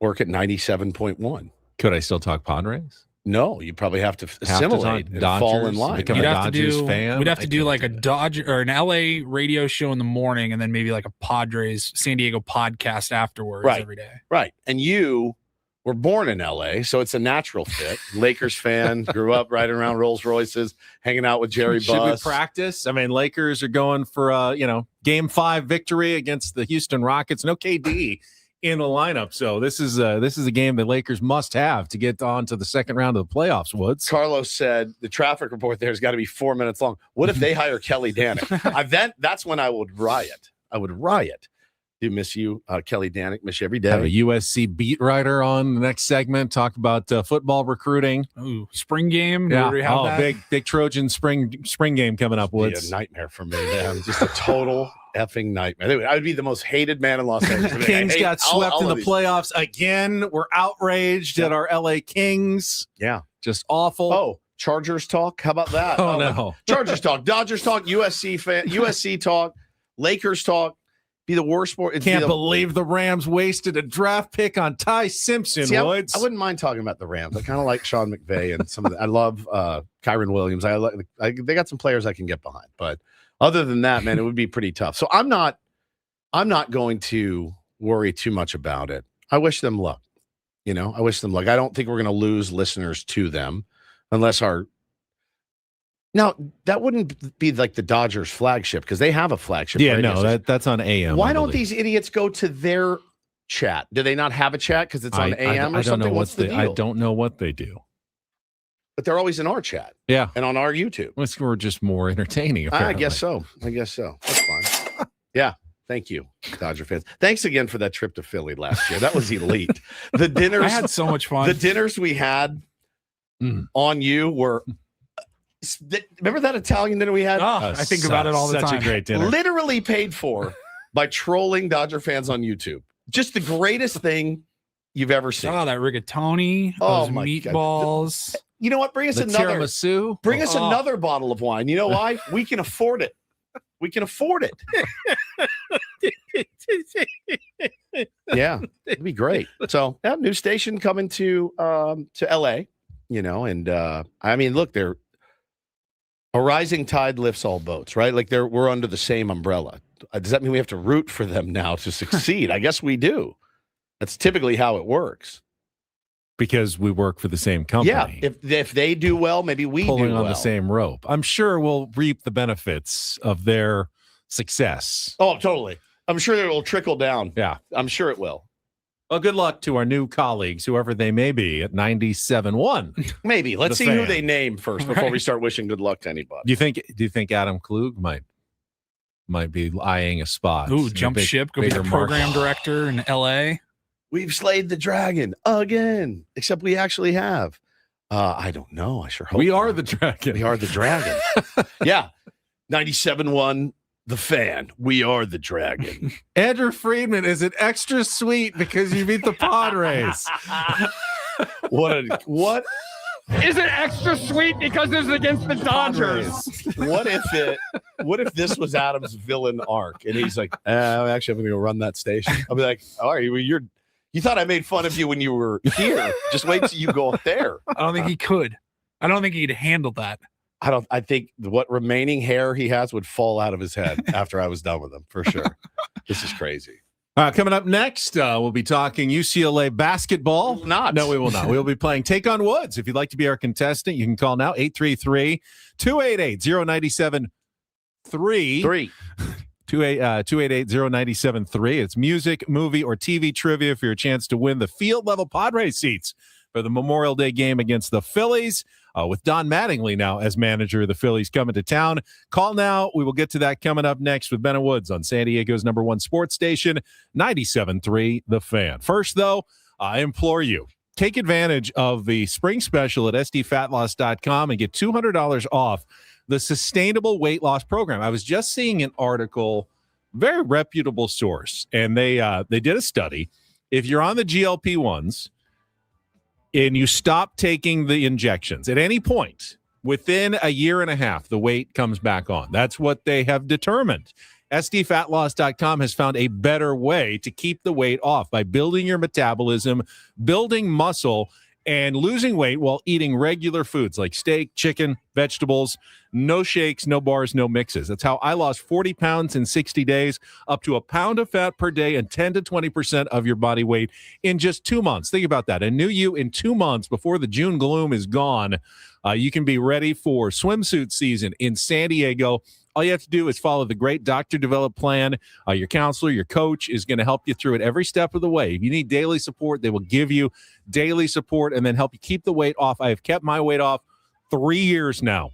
Be a success story here, San Diego. Lose the weight you've been trying to lose, and then keep it off by going to sdfatloss.com to schedule your free consultation. Get $200 off the spring special right now at sdfatloss.com. That's sdfatloss.com. Results may vary.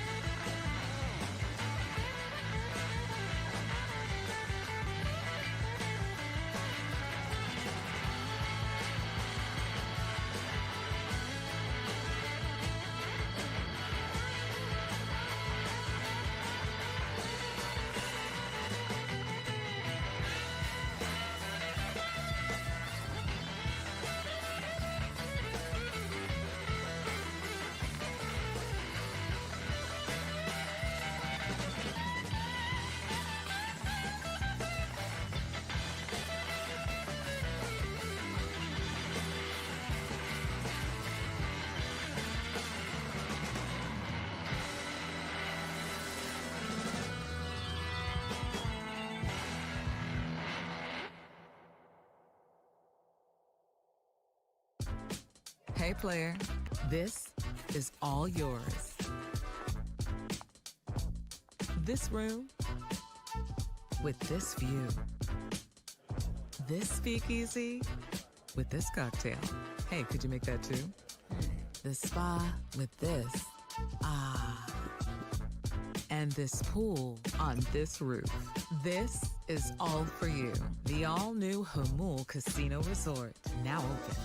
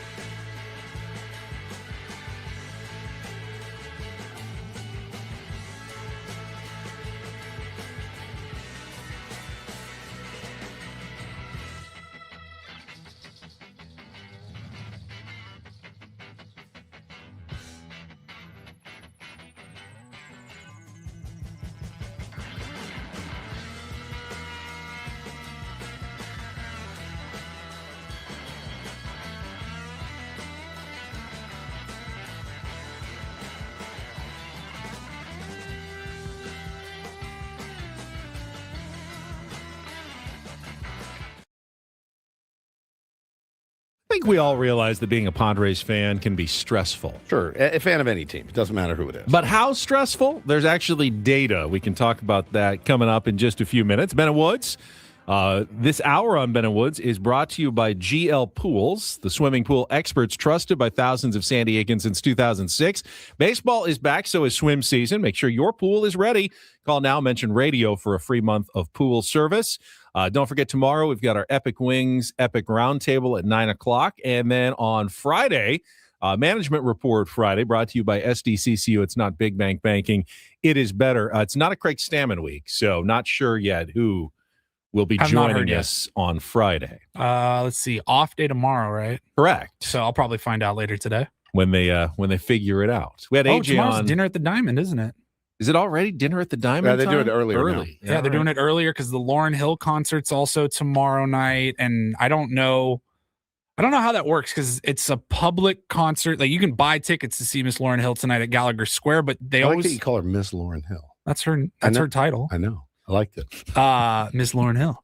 But usually they also have a performer at the dinner at the Diamond. Right, so I don't know if she's going to do like a private show on the field and then like have the concert later maybe in Gallagher Square and everybody can like walk over. I don't know. Usually Don and Mud are the MCs. We've never been asked to MC that. We MC'd the other Don and Mud that once. Yeah, again, it's Don and Mud. It's Don and Mud. They're on the payroll already. They are. They would have to be involved in some sort of serious accident for them to even consider us. We would do well, it. then they gratis. have Jesse. Gratis, right? No, I'm not. I'm done giving stuff away. Jesse's done MCs. He did Randy's memorial. He did a great job. Let's see. They'd probably go to Pomeranz and Marilou's before you guys. 100%. We would 10th on the food chain there. There's no doubt. I think they'd give the mic to like Trevor Hoffman and be like, "Hey, just do like 10 minutes." Yeah, he'd be great. He would crush it. Jake Peavy. Oh, amazing. Be awesome. And then maybe you guys. All right. Then maybe some bullpen catchers and stuff. Yeah, let's get to our game. It's time to take on Woods.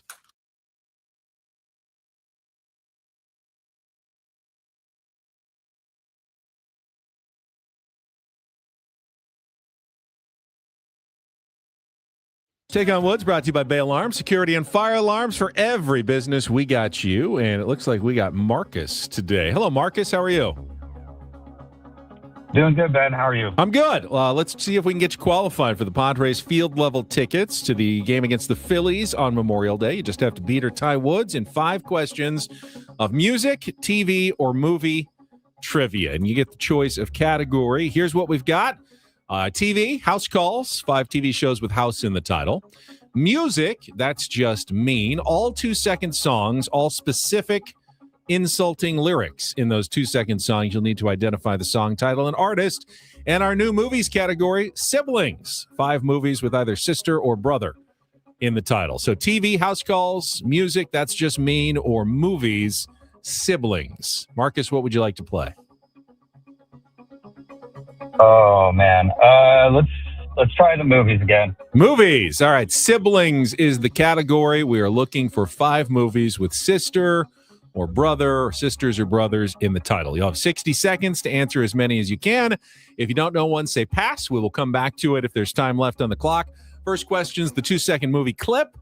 Paulie will play you a short snippet of a movie. You just need to give me the movie title based on the snippet. Marcus, you ready to play? Let's do it. All right, let's do this. 60 seconds on the clock. Again, your sister or brother, the key word. The category is called siblings. Your time begins when Paul plays our movie clip. Good luck, Marcus. Let's take on Woods.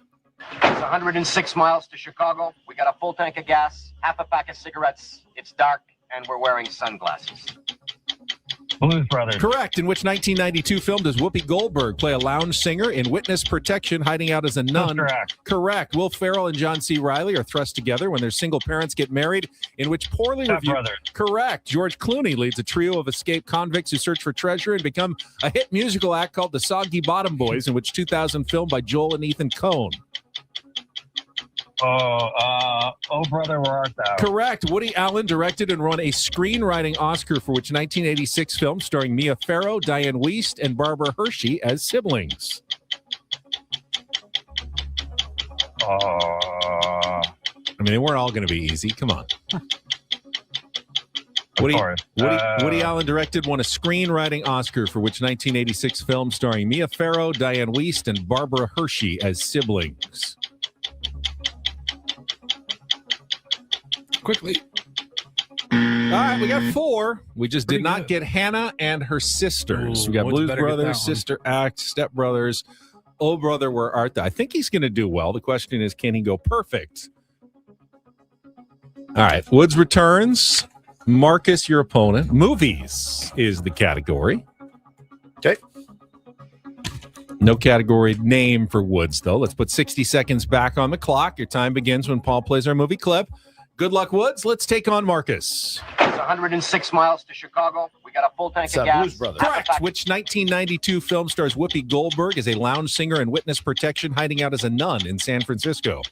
Sister Act. Correct. Will Ferrell and John C. Reilly are thrust together when they're Step single. Brothers. Correct. George Clooney leads a trio of escaped convicts who search for treasure and become a hit musical act. Oh, Brother, Where Art Thou? Correct. Woody Allen directed and won a screenwriting Oscar for which 1986 film starring Mia Farrow, Diane Wiest, and Barbara Hershey as siblings? Hannah and her sisters. Oh, he did get it. A 5-4 win for Woods. Marcus, well played. Not washed? Good enough. Who's washed?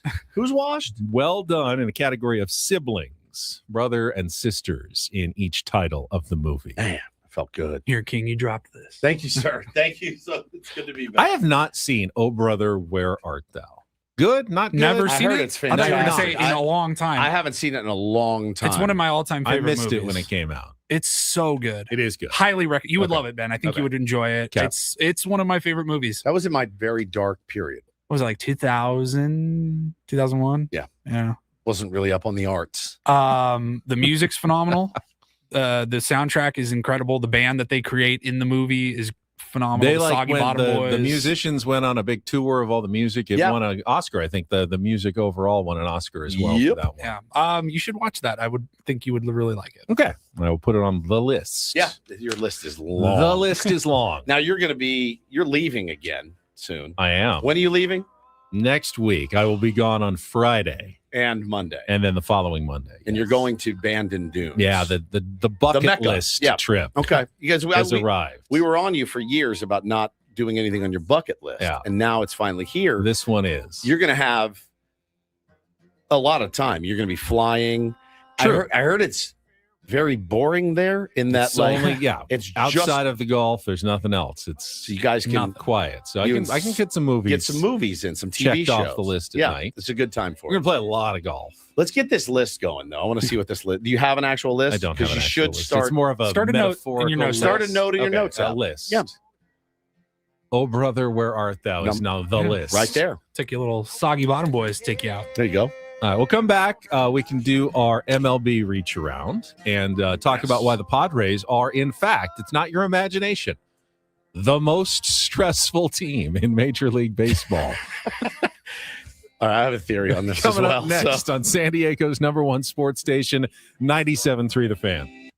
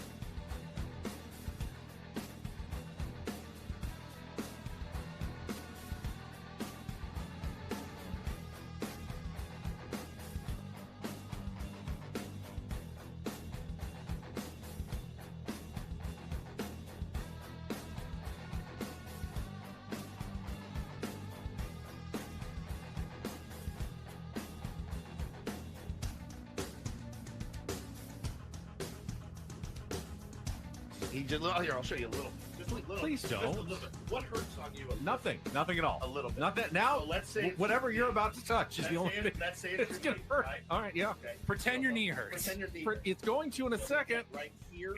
Oh, that is not pleasant.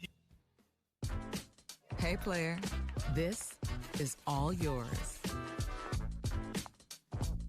This room with this view. This speakeasy with this cocktail. Hey, could you make that too? The spa with this. And this pool on this roof. This is all for you.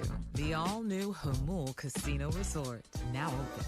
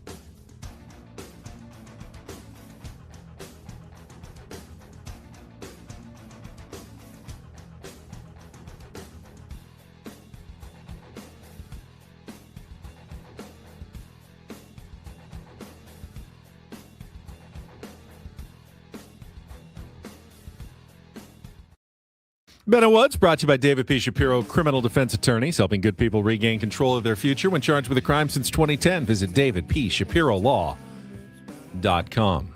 No, it's not your imagination, Padres fans. Being a Padres fan is stressful, and there is now scientific data, sort of, to back it up. I was not anchoring last night at Channel 10, but we had this as our fact or fiction segment in our 7 o'clock. The fact or fiction, real or fake for TV. I will read it to you. Here it goes. They're off to a great start, but we all know being a Padres fan brings a lot of heartache. You may have heard a new study found the Padres are the most stressful MLB team to support. And it's true. Casino.ca scored each team in 8 stress-related categories, including close losses, championship droughts, heartbreaks, and major rivalries. Padres ranked as the most stressful team in baseball to support, just edging out the New York Yankees. Padres' highest stress score was, not surprisingly, the category of championship drought. Friars have never won a title in their 56 seasons. The team also scored high in upset losses, rivalry, and high pressure. So It's not your imagination. It's easier being a fan of any other team than the San Diego Padres. It feels slightly vindicated, don't you guys? A little bit? Yeah, I mean, again, I think these studies are highly arbitrary. It's when it comes literally to science, you said. You said this is scientific. But there is some validity to that. Well, clearly, if not winning a championship is stressful to you, sure, Padres have never alleviated your stress.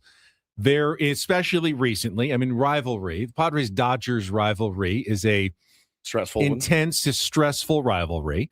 High-pressure games. Yeah, I mean, they've been on the cusp of the playoffs, like every year for the last few years. It makes it feel like every game is life or death sometimes. The Dodgers have a lot of games, but most of their 162 regular season games are quite low stress because they know meaningless going to be there at the end. So, but the Padres. What'd you say about this morning? Their odds to make the playoffs are Stefangraf's still 99.7%. With essentially the exact same record of the Padres, who are 49.4%. So, Padres are still a coin flip to make the playoffs, which means every game, high stress. Feels like, we've got to win this one. Our season is always on the knife's edge. Upset losses. I mean, obviously the playoff losses. Cubs was a close one last year in the postseason, losing to the Phillies. I don't know if they're upsets, but they 24 scoreless innings at the end. Who's got it worse than us with that? Who's got it? Had that whole thing. It was done. That was the World Series. You're going to win it that year. That was it. So, yeah. It tracks is all I'm saying. That tracks. You're not imagining things. You be a Cincinnati Reds fan, sure you get stressed at times, but not to the level of being a San Diego Padres fan. I will also argue that what makes it fun is that it is a little stressful. I agree. I mean, if you didn't care, it wouldn't be that stressful. But you care so much about every Padres game. That's what makes it fun. But it also adds to the stressful nature of watching the games. Yeah, with great power comes great responsibility. And there's been power in terms of money handed out, and there's great responsibility for those players to deliver, and there's great responsibility for ownership to deliver. And that's, you think about how some teams, once they broke through, the Cubs have never been back, right? After they won their one. They have not. They have not been back, but they got it, and it was like the most glorious day in Chicago. It alleviates some of that stress. It's right, and then the Red Sox. Well, when the Nationals, when the Red Sox broke through, and then they won a few. They always have that to fall back on. Dominic in the chat says stress comes with expectations. Yep. There was little to no stress most of their existence because you already knew they were going to lose 100 before the season started. It's true. I will also say that. This season in particular, the 29 games, they have been quite stressful, many of them in terms of their swings. Like, we're down 5-0. We're up 7-1. And it's nothing is assured here. Everything is stressful. You can't even relax. No. You barely could go to bed down 8-3 last night because you just don't know what's going to happen. Yep. A lot of baseball teams, I remember 2023. That wasn't a fun season. It wasn't particularly stressful because when they were down 2-0, you knew, they're going to lose. Game's over. Game is over. It kind of alleviated the stress. It's so true. But it also took away a lot of the fun. Yeah, in 23, I literally remember Xander saying, yeah, man, like we get down in the first inning 1-0 and we just feel like it's over. And I'm like, well, there's a lot of baseball left to go. Like what? You guys are that upset? You get 2-0. Now, in if they third? don't get down 2-0, I start getting. I think, how are they going to win this game? They need to be down like 2-0 before they actually. I agree. Start their engines and start, hitting a little bit. They need to be behind to get the offense going. That's kind of how I feel too. But it's been enjoyable this year. Certainly, of course. The record's been great. Of course, and I know they lost the game last night. But that incredible at-bat from Xander Bogaerts when he worked the count, and then he, of course, used 2 ABS challenges. Very calmly, too. Very calmly. Works the count, Benny, gets on first base. Steals second base, got a huge jump, stole it, no problem. And then Ty France comes up and delivers the hit. That's the brand of baseball that we're getting slowly more accustomed to seeing from the San Diego Padres, and I love that brand of baseball. I mean, that is totally manufacturing a run. And they didn't manufacture enough of them last night. But the fact that this team has shown the ability to do that more often than not this year, that's a good brand of baseball for me. I will a sustainable brand of baseball. So last season, after the 29 games, 18-11. So they're 19-10 this year. Yeah. Off to a really good start. Yeah, very and if good. they win this one, you feel like they continue the momentum. They'll be unbeaten in their last 8 series, I think. Yep. And will be basically 1-2 out of every 3 games, 20-10. 667 winning percentage will always get it done. Always plays in Major League Baseball. You keep winning series, you are doing a really good thing. All right, we'll preview Game 3 of the series against the Cubs coming up in our 9 o'clock hour. But after traffic, full slate of baseball last night. Time for the MLB Reach Around next here on 97.3 The Fan. From the 855 Get Ross Traffic Center. Injured? Demand justice. Demand Jurowitz. 855GetRoss.com. San Diego westbound on the 94, solid slow from before the 805 to the 5. Santee, stop-and-go conditions westbound on the 52 before and after the 125. Traffic brought to you by Caltrans Asset Management. Caltrans Asset Management work continues this weekend on northbound 805 with the closure of all lanes from State Route 52 to Miramar Road on May 1st at 9 p.m. to May 4th at 5 a.m. Expect delays and use Interstate 5 for travel north of University City. They're doing the reach around. They're doing the reach around. Everybody's doing the reach around. All right, our look around Major League Baseball. NL West all lost last night. Padres weren't the only one. Every team in the NL West. Every team in the NL West was a loser last night, including the Los Angeles Dodgers, who had Shohei Ohtani on the mound. And for the second straight start, he did not hit. He only pitched. He was not the designated hitter for the Dodgers last night, but they could have used his bat in the lineup as they were shut down by Jansen Junk and the Miami Marlins, who held on for a 2-1 win over the Dodgers to even that series. It was a walk-off extra inning win for the Dodgers in Game 1. Kyle Tucker. This time the Marlins win a 1-run game, so that's been a very tight series up in Los Angeles. The D-backs got routed by the Milwaukee Brewers 13-2. Wow. 8-run 6th inning for Milwaukee. They did end their homerless drought. I think it was the 7 games without a home run. Finally got just one. Sal Frelick, I think, got one, and that was it in the 13 runs. They do not hit home runs, but they do find ways to put together rallies and score runs, and they're playing pretty well despite, being, as we said yesterday, without key players like Jackson Chourio and Christian Yelich, both on the injured list. The Giants were shut out 7-0 by the Philadelphia Phillies. Don Mattingly winning his first game as interim manager of the Phillies. Got a nice pitching performance from Jesus Luzardo. And the Rockies also lost 7-2 to the Cincinnati Reds. Ellie De La Cruz hit his 10th home run of the year. The Reds remain off to a very hot start this season and continue to lead the NL Central, which remains the best division overall in baseball. And our next opponent, Benjamin, is an interesting one in the Chicago White Sox. They have called up Colson Montgomery. Benny, he hit a homer yesterday. Munetaka Murakami continues to hit bombs. 12 now. I think he's tied with 12. Aaron Judge for the league lead. Here's what scares me about the White Sox coming in. The lowly White Sox, right? Not a great team. Got some good young talent. Sox catcher yesterday, Drew Romo, hit 2 big league home runs in his back-to-back plate appearances. One from the left, one from the right, which is pretty awesome. Switch hitting Witch back there behind the plate. But it was they beat the Angels 5-2. What scared me is who they beat. They beat Jose Soriano last night. I mean, that took him to the woodshed. That is his ERA before last night's game was .24. We saw what he did to the San Diego Padres. He's nasty. He's as nasty as it gets. Rest of the Angels dragging him down. They have lost 9 of their last 10 since the Padres left town. And, that's right. That Soriano win since then, 9 of 10 for the Angels. I mentioned Aaron Judge. He homered his 12th of the season in support of Cam Schlittler, who's been very good for the Yankees this year. So good. He improved to 4-1 as they beat the Texas Rangers 3-2. Julio Rodriguez had 3 doubles, and Josh Naylor went deep for the Seattle Mariners. Maybe the biggest pimp job I've ever seen. Yeah, he basically backed his way all the way to the dugout. Did you see that? Oh, my God. Oh, my God. Took the left-handed swing and then just backed across. Bat flip to the moon. I was like, oh, dude, wow. He was in danger of being ruled out of the baseline and out. Yeah, it was so far.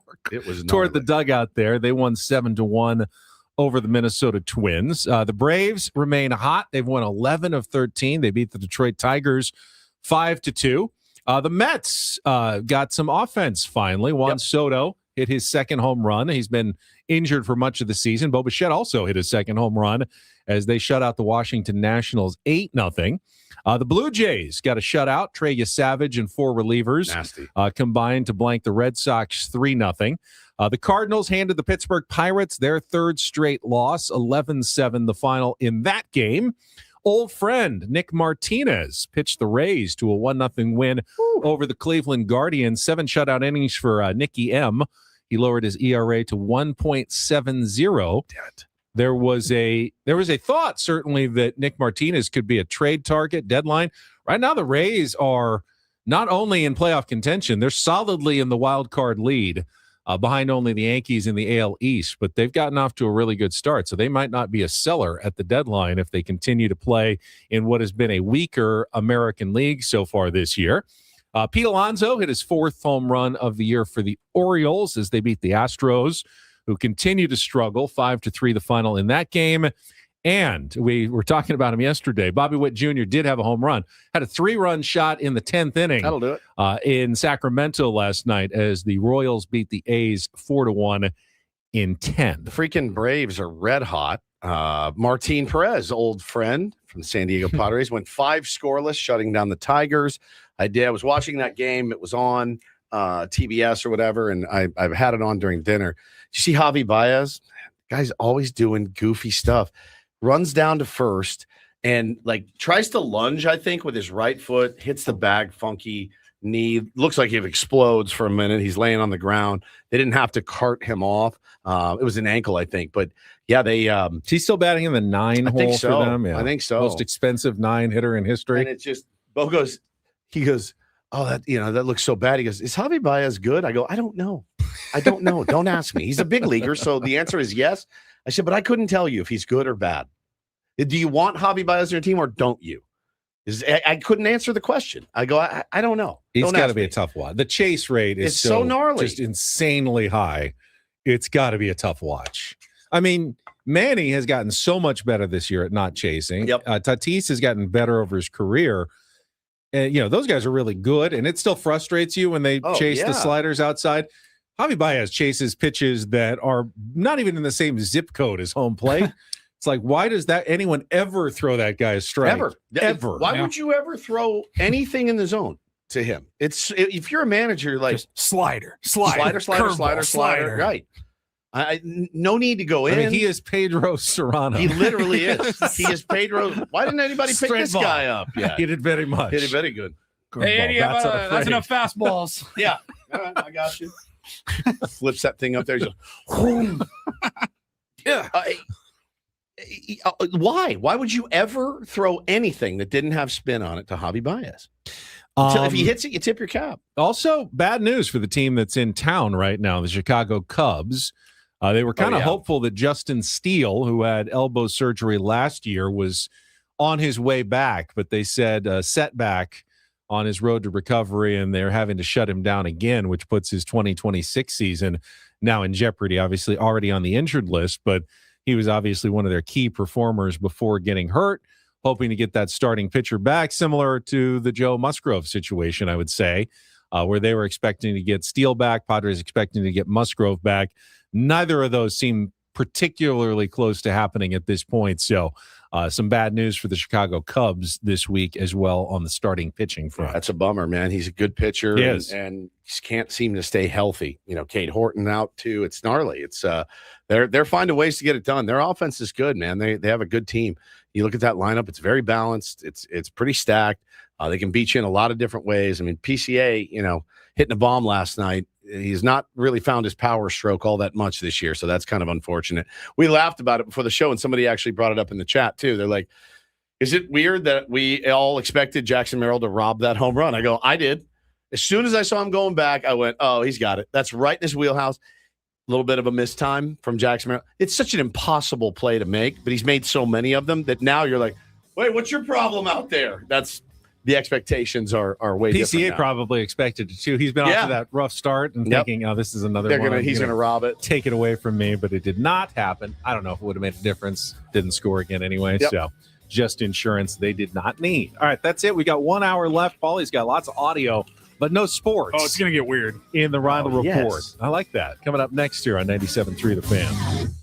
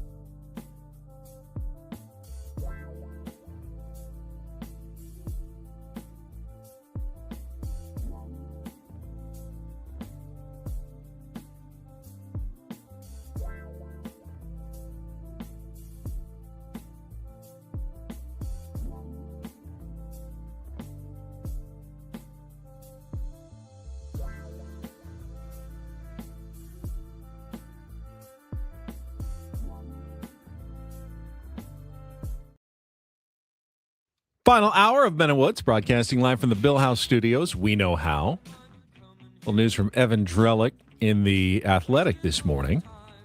Negotiations between MLB players and owners are expected to begin within the next couple of weeks on a new collective bargaining agreement. Okay. But hold off on your celebration. Okay.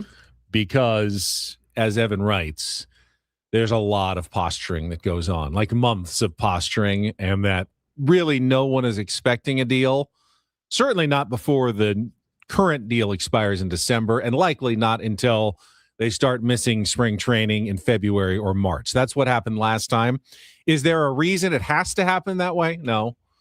They could act as though there was some urgency and say, why don't we just get this done before the deal expires and make it feel like, because you're going to have that urgency when the games start, potentially being threatened in March. Like, we may not get a season in. And if you know it's coming, you could all pretend like it's happening right now and just get it done. But it never works that way. Correct. It doesn't. Real life, just in truth. And no one's going to make concessions until they feel like deadlines. We absolutely have to, or we're all screwed. Deadlines force action, obviously. And in a negotiation, there's a lot of posturing that goes on, certainly, but there's also, a lot of, it's real. Like, the players have their side and the owners have their side. And, I don't see either of them really giving. We know what the owners are going to ask for. We know that. It's the thing they've been wanting. You also know that years. They absolutely both will, because the alternative of never playing baseball again and no one makes any money and the owners have franchises that are worth zero, and the players have to go and find a different career that makes 1/1000th of what they're making right now. That's not an option for any of them. So the only option is that they get a deal done and continue playing baseball. So if you know that's the only option, why not just get it done? Well, if you're a player, as soon as possible, so you don't risk the ire of fans and lose games and lose your customers. Everybody would like that. Yeah, of course. It's just not how it works. It's just not the real world, I don't think. And the ire of fans is a real thing. And I think, it's you'll hear it. If it gets that far, you'll hear, oh, great, millionaires against billionaires, right? You'll hear that over and over and over and over. And there's some truth to it. People out there struggling to buy meat and struggling to put gas in their car. It's tough. It's tough for the everyman to wrap his head around that. But again, I remind everyone, that's the 1% of the 1% that can actually do that job. And there's a reason that 40,000 people pay really good money to go see them do it, because they are the best in the world at what their job is. And that's just the way that it is. And so I'm always going to be pro player in that regard. What they want to do. What the owners want to do. And there's a reason that they want to do it. It's to save money, to not spend money. Of course. And that's what they want to do. So Which then increases the value of their team. So it's a double win. Correct. Yes, they get paid handsomely. They absolutely get paid so handsomely. You can be the worst player in baseball, and you could literally be the worst player in baseball and make $25 million a year, like Anthony Rendon or Rafael Devers right now. You know what I mean? Like, you're in the chamber. But for every one of those, man, you've got some kid that's really, really good. You don't have to pay for a while and make your money back, and he puts asses in the seats. I don't feel bad for the owners. They do pretty well for themselves. They do. They do pretty well for themselves. I just wish there was a way to peace, love, and harmony. I get it. Yeah, I'm with you. And I think, there needs to be a collective look from each and every one of them going, if we do this, we will lose fans. If we miss one game, we will lose fans. Now, if you're a player, put yourself in a player's perspective. And let's say, give me an example of a player. Xander Bogaerts, Manny Machado. They made their money. They got their big deal. The general attitude in that regard could be this. I got mine, but they really... Tarek Skubal. Yeah, Tarek Skubal is a huge one, right? They care about the next generation of players. They do. And they don't want players to have to come into a salary-capped league to cap their earnings. And I respect that greatly. I wish radio hosts had done that for us. I think no player will be affected more by what is decided than Tarek Skubal. Correct. who could be in line for the biggest contract ever given to a pitcher. Yeah. But if there are clamps put down, like in the NBA, we're doing max deals now, and the most you can make is $34 million. Well, every team will offer Tarek Skubal that because, well, that's a huge discount on what he's actually worth. Yeah. I don't think that's how it's going to go, but he certainly has a, vested interest in the outcome of the CBA. D115 says, I want whatever hurts the Dodgers the most. I agree, actually. I'm with you. Maybe you could sway me. Everyone kind of agrees that whatever is decided is probably going to hurt the Dodgers. Oh, yeah. Because there's 29 other teams that want to hurt the Dodgers, and they're okay with the Dodgers taking some of the pain in this CBA. No question. So we'll see. All right, let's get to some other stuff. Time for the Randall Report. And get things started here with our today's edition of the Randall Report. Now tuned into the greatest. Welcome to the Rindle Report with Paul Rindle. Hi, Paul. All right. 2 stories from the world of sports that we haven't gotten to yet. We'll start off in Major League Baseball. And 1 story that you didn't know you needed. Are you laughing, biatch? It's the Rindle Report Hey, Paul, how you doing? Okay, how are you? on 97.3 The Fan. Are you ready to bless the mood? I need some help, please. That was good. Can I get a yeah? Oh, yeah. All right. All right. All right. Happy Wednesday, gentlemen. No sports today here in the Randall Report. No sports at all. Well, I mean, yeah, no, not really. This first story. San Antonio Spurs moving on doesn't move the needle for you? Okay, fine. This first story involves a competition, at least. Okay. I don't know that I would call it sports, but it is involving some competition. Did you guys see that 3 days ago we had the 2026 European Seagull Screeching Championships? I did not see that. How did you not see screeching. this? So they have seagulls that screech and they judge them. Or is it people? Seagulls or people? I'm glad you asked. It's people that People make screeching sounds like seagulls. like Okay, seagulls. before we hear the pros, Woods, would you like to give it a try? You sound like a crow. All right, I did. That was very... I can't get that high.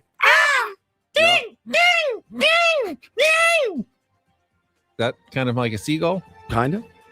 Kind of. I liked your facial expressions. We'll save those for sure. And just save him doing all that. Yeah.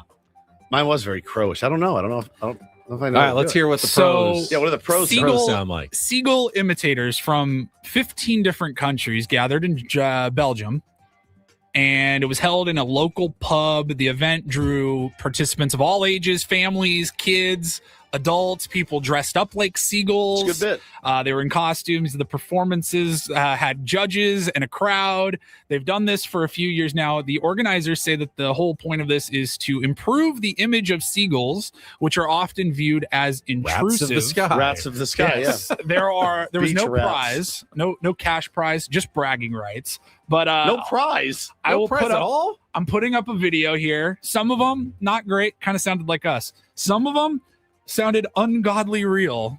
Take a listen to some of the competitors in the European Seagull Screeching Championships.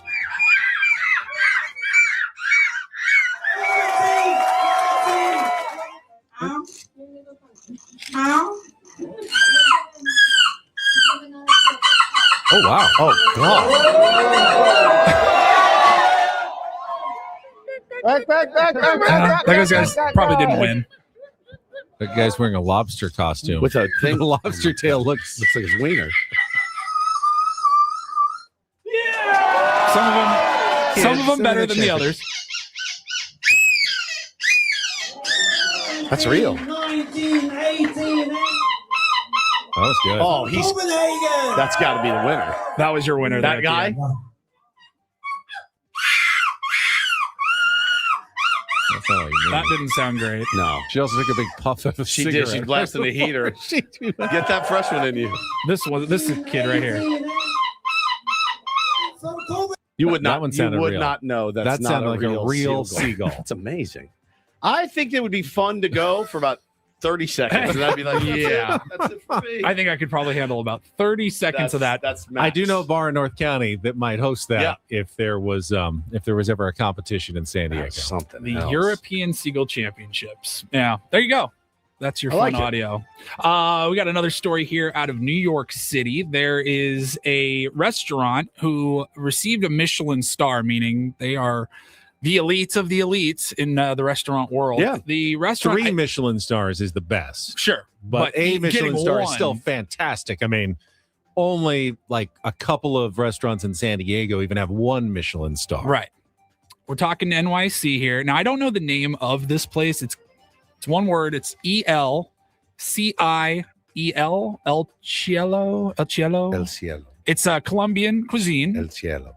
They have been making a little bit of news because one of the items on their menu, they have a $197 tasting menu. Nice. And the main attraction It's not on crazy nowadays either, by the way.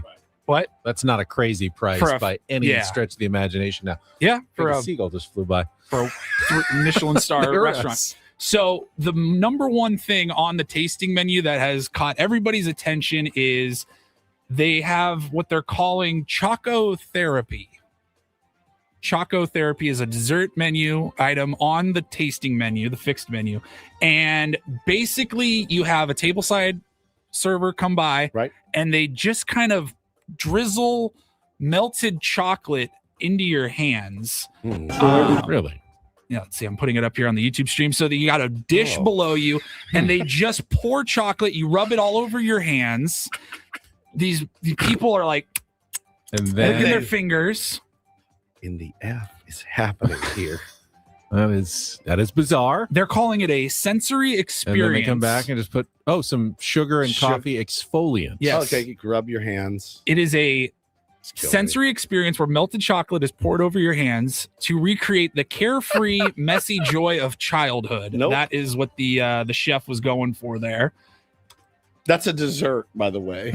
That is your dessert. That's your dessert. I feel cheated on my dessert. Let's see here. The chocolate hand bath is a nightly occurrence on the $200 tasting menu, currently happening after the blood sausage macaron. That's quite the combination. And it comes 2 courses before the Tree of Life, which is a piece of yucca bread served atop a wire bonsai tree. It's not for me, man. It is not for me. It is for you, but it is I not don't for even me. know if this is for me. It is this not doesn't for me. seem that fun. I had that much chocolate in my hands when I had the pretzel. At Yeah, I Petco remember. Park, too. People now use that as a bit. It's great. You'll get that chocolate under your finger. You'll get doo-doo I assume fingers. that part of the experience is also the afterwards cleaning? they give you a nice Yeah, you shower cleanup. there before you leave. It's such a nightmare. It feels like I dated a girl in college that would drag me to places like That this. kind of Yeah, and she was so into it, and she would be. You guys know me. Come to lunch with me. We will be in and out in 20 minutes. That's actually maybe long, maybe 15. Yes. She's like, I love the experience. It needs to be 3 to 4. And now she was super hot, All way your out of my league. senses All this engaged. And I'd be sitting there just going, ah! I've seen like TV shows Rubbing or chocolate all movies. over my hands. The Just chef like- will bring out like a bubble or something, and you Yes. pop it, and it's all part of the aroma and the experience. Just like, what give are me we the doing? check. I just want the check so we can go out and drink. What happened to a piece of cheesecake, by the It's way? like 3-hour dinners. And I'm in college, by the way. And I'm like, this is a nightmare for me. So no, it's not my jam. I don't mind a fancy dining experience, but I prefer simple things done well. Yes, simple things done well is great. Is great. That is too much for me. You're doing too much. You can do that at home with Hershey's syrup. Put it on your hand and rub it all over your face or whatever you want to do. It's creepy. Yeah. Cheaper too. Much cheaper. Yeah, It's nuts. And then finally, we will wrap it up. This is just, there's a lot of negative opinions, and I think for good reason, on the use of AI creatively, whether it's visual, audio, whatever. I think we can all agree, though, this might be a good use for it. This guy has gone completely viral after pretty great. the video is just titled "Turning My Pregnant Wife's Texts into a Pop Punk Song." So good. And it's he's plugged it in, didn't he? It's not bad. It is not bad. I got a little video here. He's got his wife or his girlfriend in the car with him. She's pregnant. He goes, "Hey, check out this song that I put together." It's got her text messages as well if you're watching along with us, but just listen to these words. Text from my pregnant wife. I I feel like death. I'm so tired and have a headache, and I think I'm hungry, but I can't eat. I'm dying, my mouth is so gross, and my back is killing me. I'm not hungry, but I don't know what to do. I'm sorry to complain to you, I'm just really dying. I'm dying, trying to sleep, but I'm dying. I can't move. I'm sad you cheated on me in my dream. In my dream. And getting nauseous. Will I make it? I'm alive, but just exhausted. I'm dying. Pretty good. Where are you? Hello. Where are you? Yeah. I might not make it. Starving. Can you please find me food? Starving, but can't eat nothing. Sounds good. My back is broken and the baby is punching my ribs. I'm still I signed up for this again, to be honest with you, after hearing that. It really freaked me out, Paulie. Yeah, you'll get those. My text from my wife, I was just looking. I want to hate AI, but I want to hate it too. It's really good. I feel the same. I heard that. I go, that's pretty funny. Most of my text exchanges with Hannah these days are like, is Bo's yellow water bottle in your car? Is Bo's yellow water bottle in your car? And I says, nope. He says he brought it, and then she says, found it. Right. He So brought it to school. The whole, is Bo's hat in there? Where is his sliders? Where are his cleats? I'm like, I don't know. Right, I don't know. Maybe we get Hannah involved. Texts from my husband. Oh. A pop punk song. Text from my crazy husband. Where's Bo's sweater? Where's Bo's water bottle? Mine is usually like, what time are you coming home? Where are you? What do you want for dinner would be one constant. What do you want for dinner? Do you remember when I spilled the apple juice in the hall? Oh, that got me good. That's man. good. That was really good. I think Damn I'm it. dying. So I'm dying. so I How guess- dare you cheat on me in In my my dream? dream. sad that you The cheated. baby on me in is your dream. punching my ribs. This is I'm dying. fantastic. My back is broken. I'm hungry, but I don't know what to eat. Dude, I signed up for this again, potentially, for the pregnant wife. It's potentially, it's crazy. Though you get those all the time. All the time. Don't know what I want. I want something. Kayla says, this is just how I text my husband on a regular day without being pregnant. Oh my God, maybe I am dramatic. Yeah, where are you? I'm dying. Kayla, right now. maybe you should just calm down. Yeah, calm down. Just relax a little. So good. So good. That was really well done. I guess. All right. So sometimes, what's the ruling? Sometimes AI is okay, right? Until it's not. Until it's not. It's on a case by case Case by case. Okay. It's mostly not. It's usually the worst thing that's ever been invented, but every once in a while It does deliver. it comes up with something good. I agree. I agree. That was excellent. It was excellent. All right, we'll take a time out. Look ahead. We got Padres baseball this afternoon for you here on 97.3 The Fan. And a question. Is the Padres 19-10 record a mirage, or is it real? We will discuss coming up with Ben and Woods on San Diego's #1 sports station, 97.3 The Fan. But first, we crisis averted here at the Odyssey studios this morning. When I came in, there was something wrong with the EcoWater machine, and luckily it is back up and running. So goddamn jug, don't you? Oh, Paulie, my jug was bone dry, and there was nothing to do. So I had to go fill up from the water fountain out there, which is not filled with EcoWater. It's just regular, No. and it tasted tart. It tasted metallic. It tasted disgusting. And then our engineer walked by and goes, hey, got the EcoWater machines working. I said, oh, my God. I ran in there, filled up with a tall, giant jug full of EcoWater. Listen, got it in the house. We are so used to having it. I'm really spoiled by it. I'll tell you that right now, if you couldn't tell already. EcoWater SoCal brings the soft life right to your kitchen sink or your work area with mineral-rich alkaline water, balances your pH and fuels your body with filtered luxury, no plastics, no poison, satisfaction every single time. The number to call to get EcoWater in your home, I highly recommend it, 760-350-3338, 760-350-3338, or go to ecowatersocal.com. You will 1,000% taste the difference. You will 1,000% feel and see the difference as well. Not everything in life should be hard, especially your water. Keeping it soft since 1925, EcoWater SoCal.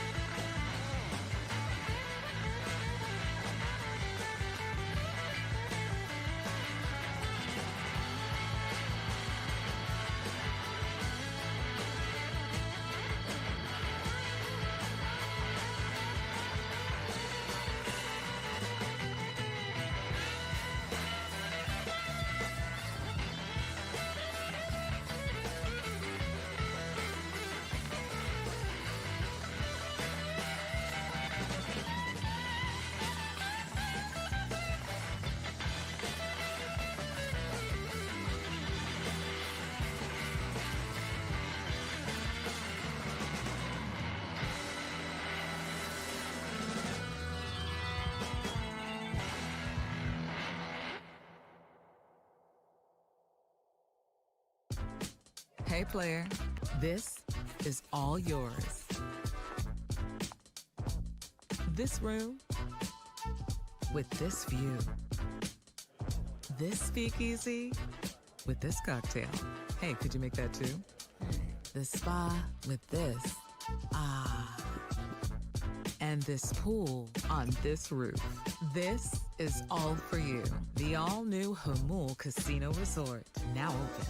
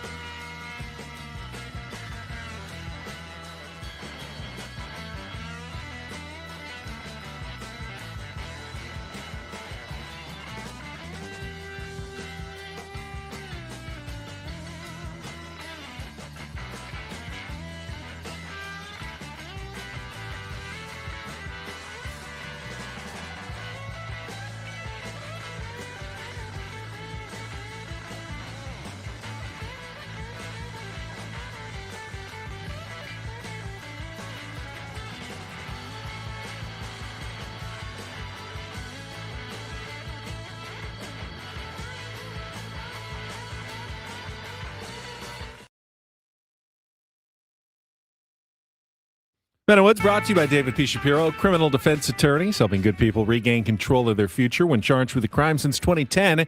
Visit davidpshapirolaw.com. Congratulations to the UC San Diego Tritons. First no-hitter at the Division I level. Let's go. Last night. Combined? It was combined. Yep. It was 7 innings because it was a run rule, mercy rule victory at 10-0. So they ended the game after 7, but it counts. No hitter for the Tritons last night against Loyola Marymount at their home ballpark at UCSD. Feels real good, man. Yeah. Padres will be going for the series victory today against the Chicago Cubs. I believe they're 6-0-1 in their last 7 series. 6 wins, 1 split with the Arizona Diamondbacks. So trying to keep it the streak going, 8 straight without a series loss, but they need to win today at 1:10. Matt Waldron making his 3rd start of the season. The first 2 have been shaky, although last time out, he seemed like he figured something out. He struggled early, but then as it went on, kind of got it going as it went on. I don't know how much Matt Waldron can transfer from one start to another with the knuckleball. Just seems like its own organism, the knuckleball. Yeah. But the more important thing for Matt Waldron is the fastball command and making sure he's got that going. And then the knuckleball can be that extra weapon that he's got that if you don't know it's coming, can definitely be a tough pitch to face. Going up against Jamison Taillon, Ben, for the Chicago Cubs. Taillon. Only 2 guys on the roster have touched him up for a bomb. One of them is Nick Castellanos. The other one is Fernando Tatis Jr., who is still rotting with 0 home runs on the season. Is this his last chance in April? 30 days. That's April. No, 31. Yeah. 30 days in April? Yeah, they're 31. off tomorrow, right? They're off tomorrow. Is there a 31st of April? There is not. There's not. So this is his last chance to get a home run Oh, my God. before the end of April. Today. I'll be there. I'm traditionally bad luck, so maybe the tides will turn. But he has gotten Taillon before. Guys in the lineup hit Taillon a little bit. Let's see. Casty's hit him really well. For me, I mean, small sample size for most. Gavin Sheets hit him pretty well. Interesting to see what Randy Knorr's lineup looks like today. Randy Knorr will be serving as skipper. Craig Stammen is not in town, left during last night's game to attend a funeral. I'm sure that he has some input in the lineup, as will the Padres front office. Question is, do they want to give Manny Machado another day off? Because if they do that, then that would be 3 in a row, which is very rare in a Major League Baseball season. But with an off day tomorrow, he'll have 3 straight days where he doesn't play. No, I don't want to give him another day off. Why would I want to give him another day off? Because you could stretch it into a 3-day break for Manny Machado here. Yeah, we're trying to win. That could be invaluable for Manny later in the season to have a nice little respite here at the end of April. He's got an off day tomorrow. Another one. It'll be all right.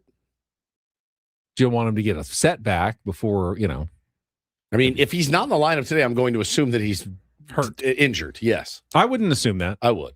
I would assume that they're trying to stretch it into a 3-day off day by using the off day tomorrow. Because he's injured. That's what I mean, we know he's injured. We know he's banged up. Yes. Right? I mean, the fact that he didn't swing it last night, the fact that there was an opportunity for him to do so.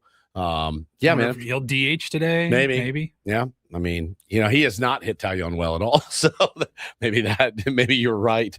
But I don't know. I mean, you kind of want to win this game today. I would say the formula today, after not using your high leverage relievers, Jason. It's Waldron, hopefully for 5, then Bradgley, Adrian, Jason Adam, and Mason Miller. Call it. That would be a great formula for victory. Correct. If you can hold the Cubs down in check, Jamison Taillon has not been world beater, 1.13 whip, 4.55 ERA this season. He can score a few runs. This is a very winnable final game of the series. Big time.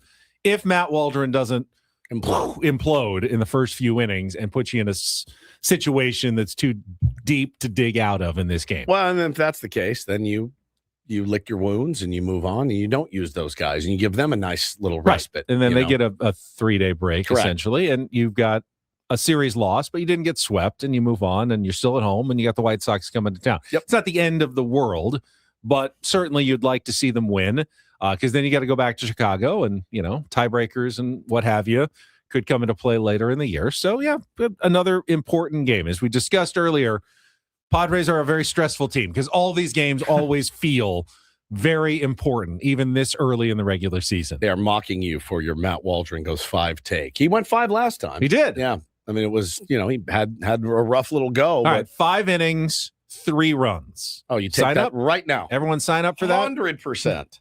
100%. That's hardly world beating. That's like a 4.5 ERA. Yeah, that's a Jamison Taillon ERA. 4.5 to 5 ERA. That does not require superhuman pitching by Matt Waldron, but I think that gives you an excellent chance to win the game with your high leverage relievers. Then set up, get your 4 or 5 runs, get yourself a victory, get yourself a series win. I don't know that Matt Waldron can do that, but I'm not asking him to move heaven and earth today and throw 8 shutout innings to beat the Chicago Cubs. Sure. Give me 5, keep them to like 2 or 3.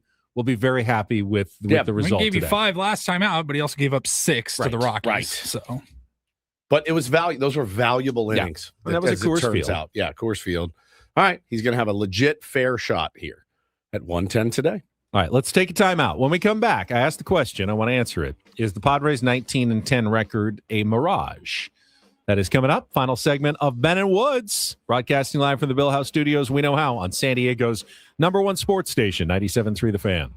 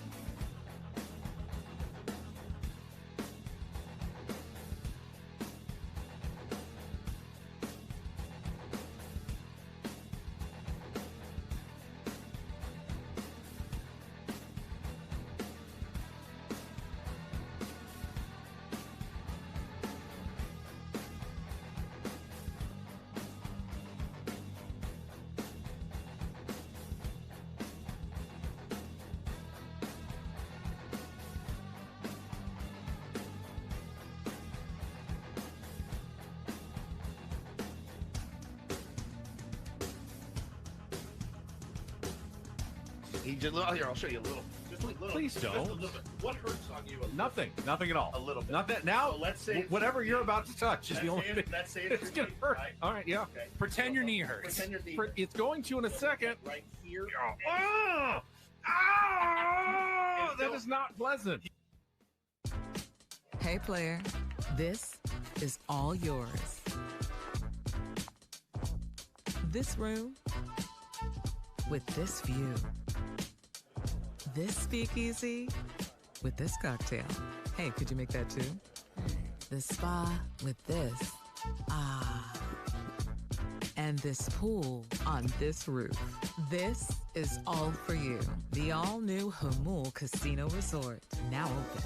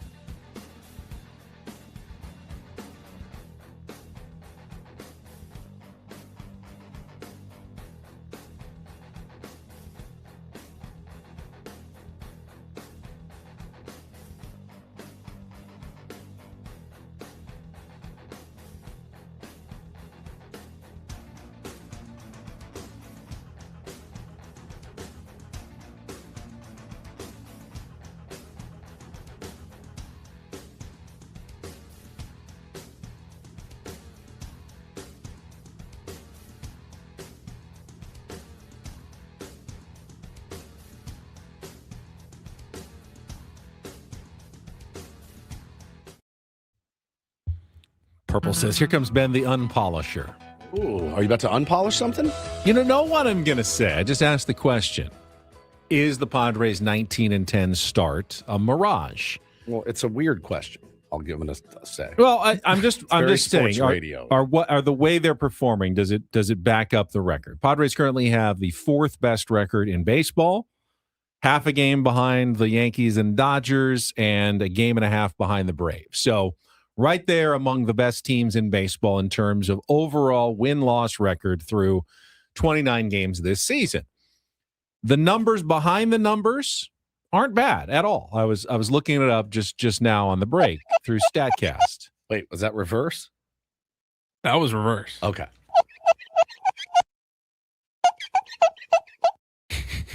But they're not in the top 5 in baseball in any of these numbers. In overall offense, XWOBA, just like projected how they should be performing at the plate, Padres are 14th in baseball. They've actually gotten unlucky. Their actual offense is lower than that. They should be better. They've gotten a little unlucky there, but they're only 14th in baseball. Fielding, outs above average is a pretty good team statistic. They're 13th in baseball in fielding. Very average. Third in fielding percentage. They haven't committed a lot of errors. They've done well. And pitching-wise is the best. Their XWA allowed, 6th in baseball. Okay. Overall pitching. That includes the bullpen and the starting rotation. ERA-wise, again, they're more toward the middle of the pack. We thought the bullpen would be dominant. We mentioned earlier, bullpen's only 9th in ERA at this point after a couple of blow-ups in Mexico City. We think they'll get better. The overall trend would tell you they should be around the 10th or 11th best team in baseball rather than the 4th/5th team in baseball, but it's not completely a mirage. It's certainly they've taken advantage of a couple of close wins and timely hits and guys who've come through and, a couple of great comebacks and are, a couple games better than they probably should be. But by no means is this a bad team that is just playing way over their heads? Way over their heads. They're playing way under. This is a good team playing a little bit above their heads so far, given the numbers that they've produced. But there is also signs that those numbers should get better as the season goes forward, just based on things like exit velocities, from players that haven't been hitting well, but probably should be hitting well. Tatis is the one we always mention, but Jake Cronenworth is another one who his numbers are way lower than you would expect them to be at this point, based on the way he's swinging and hitting the ball. You've got 5 guys in your lineup on a nightly basis whose numbers are below what they're expected to be, based on pretty significantly commensurate with their pay, their baseball card, their ability, right? 5. So when as a team loses a team, right? Other guys step up. Campy has stepped up. Sheets has stepped up. Ty France has been incredible. Like that's what you need. You need to have a team. Bogey's having a pretty good year. Bogey's been phenomenal. You have to have those guys to shoulder the burden while the other guys are searching for it a little bit. But yeah, I think baseball always evens itself out. It does. It really does. Like at the end of the year, we will know whether the Padres were good or bad. Maybe Manny and Tatis are having bad years this year. Yeah. That's entirely possible. Very they finished possible. with 8 home runs. You know what I mean? Like it never happened. 21 home runs combined between the two. Sounds like a dream at this point. But the thing about baseball is you can't have an unlucky season. Not for 4 at-bats a game for 150 games. Yeah, it's not going to be a bad luck season. No. An unlucky season. So here we through the first month after today. I think you can point at some pleasant surprises. Luis Campusano. Yep. It's great. Ramon Laureano got off to a good start, but he's cooled scuffling, off. yeah. I don't think there's any question who the Padres' best everyday position player has been through the first month of the season. Sheets. Oh, no. Oh, Xander Bogaerts. Xander Bogaerts has been, the end. Yeah, that's by the Padres MVP so far this season. No question. Period, the end. Without Xander, they would not be 19-10. Yeah. His numbers don't wow you. I mean, 5 home runs does lead the team now, which you probably would not have had on your bingo card to start the season. But he has played great defense. He has run the bases well. He has made contact when they need him to make contact. He's super engaged. He has been fantastic. And I want to make sure that we all recognize this because Xander has taken a lot of grief from us, from everybody in San Diego for the past couple of years. Certainly some of it deserved. A lot of it was deserved some at of the it, time. Yeah. Some of it due to injuries that were beyond his control. But Xander Bogaerts is the team MVP right now, and deservedly so. Not lucking into it. He is a really good baseball player, and we're finally seeing why. He got a $25 million a year contract and led the Boston Red Sox to a couple of World Series titles because he's a really good baseball player, and it's fun to get to see that from Xander over this month of the season because he's kind of been carrying the San Diego Padres in many different ways. Yeah, I mean, just experience will tell us all that next month, I bet you May, it's somebody different. Would be my guess. Sure, it's somebody different in May, and then somebody in June. And if you keep this, Manny always heats up in June, 100% every year, 100%. And Manny was actually heating up before he got injured, which is why I'd like to get him back into the lineup today if he can go, because he was swinging the bat really, really well. Mexico City notwithstanding, a couple doubles the other night, like really, really swinging it well. We don't know what Randy Knorr is going to do either. Ooh, yeah. He's in charge today, He is right? in charge today. Did Stammen... He's like, hey, Campy, you're leading off. Did Stammen leave the lineup before he left for the next day? No, I think he trusts his guys. That's a micromanaging move. I did that to my assistant coaches. Did you? Yeah. Is that bad? I think if you're Randy Knorr, you're like, oh, crap, I get to You're make a just trying to help lineup. out. That's exciting for Randy. Like, no, he's like, I'm a control freak. That's why I did it. Yeah. I wasn't trying to help out. I just want it done my way. Is that? That's a control freak. Yeah. Yeah. I mean, there's a lot of Aware. rules in Little League. And you There's a wouldn't want them ton. to. You need to be clear. In baseball, Randy Knorr can start whoever he wants. If he wants Brad Gley Rodriguez to be his first baseman batting third, he can do that if he wants. There's no rule against it, I don't believe. It wouldn't be smart, but he could do what he wants. He doesn't have to have a minimum number of innings. His catchers can't only go 3 innings at a time. Do whatever he wants. But as manager. I caution fans too, and you and all of us that talk about this stuff in the media every day. It's not going to last forever for Xander Bogaerts. It's not going to. He's not going to continue at this pace. He's going to hit a down skid. At that time, Will Jackson Merrill be able to step up? Will Manny Machado, Fernando Tatis Jr. be able to step up in his absence? Because, you need 50 guys to win a World Series. But the guys that are out there every single day, man, they're going to have really bad stretches where they feel completely lost up there. It will happen to Xander again this year. Trust me, it always does. It's the game. But who can step up in his absence? That's what we'll find out. But I wanted to throw Xander a little bit of love because he deserves it this month, and he's played really well, and he hasn't had a chance to really soak it in. So, San Diego, tip your cap to Xander Bogaerts if you're going to the game this afternoon. No doubt. Manny in the chat says Xander's 6-1 on his ABS challenges after the 2 successful ones as well. Manny Machado 0-6, I think. For hitters, that's really good. The percentage overall league-wide is below 50% for the hitters. Catchers do decently over 60, I think, so far, but hitters are under 50% on winning challenges. So 6-1 is a phenomenal mark as well for Xander Bogaerts on ABS challenges. Angela says, should we move him to the top with Laureano scuffling? Sure.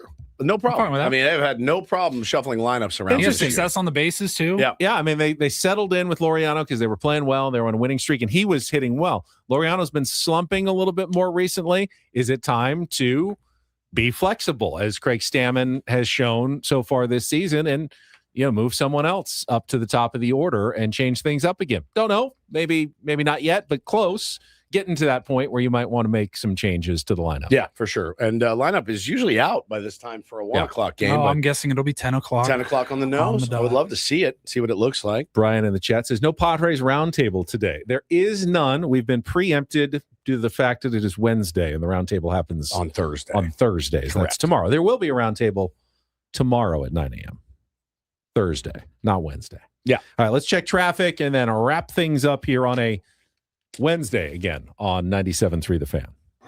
From the 855 Get Ross Traffic Center. Injured? Demand justice. Demand Jurowitz. 855GetRoss.com. San Diego westbound on the 94, solid slow from before the 805 to the 5. Santee, stop and go conditions westbound on the 52 before and after the 125. This game day traffic report is brought to you by Crystal Geyser Alpine Spring Water.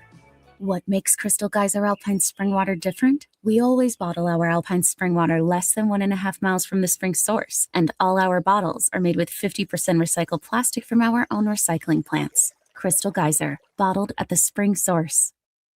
While Pauly spins the topic wheel, in addition to the roundtable tomorrow, we'll have Eno Sarah, Sammy Levitt joining us on a Thursday on our SDCCU fan hotline. It's not Big Bank Banking, it's better.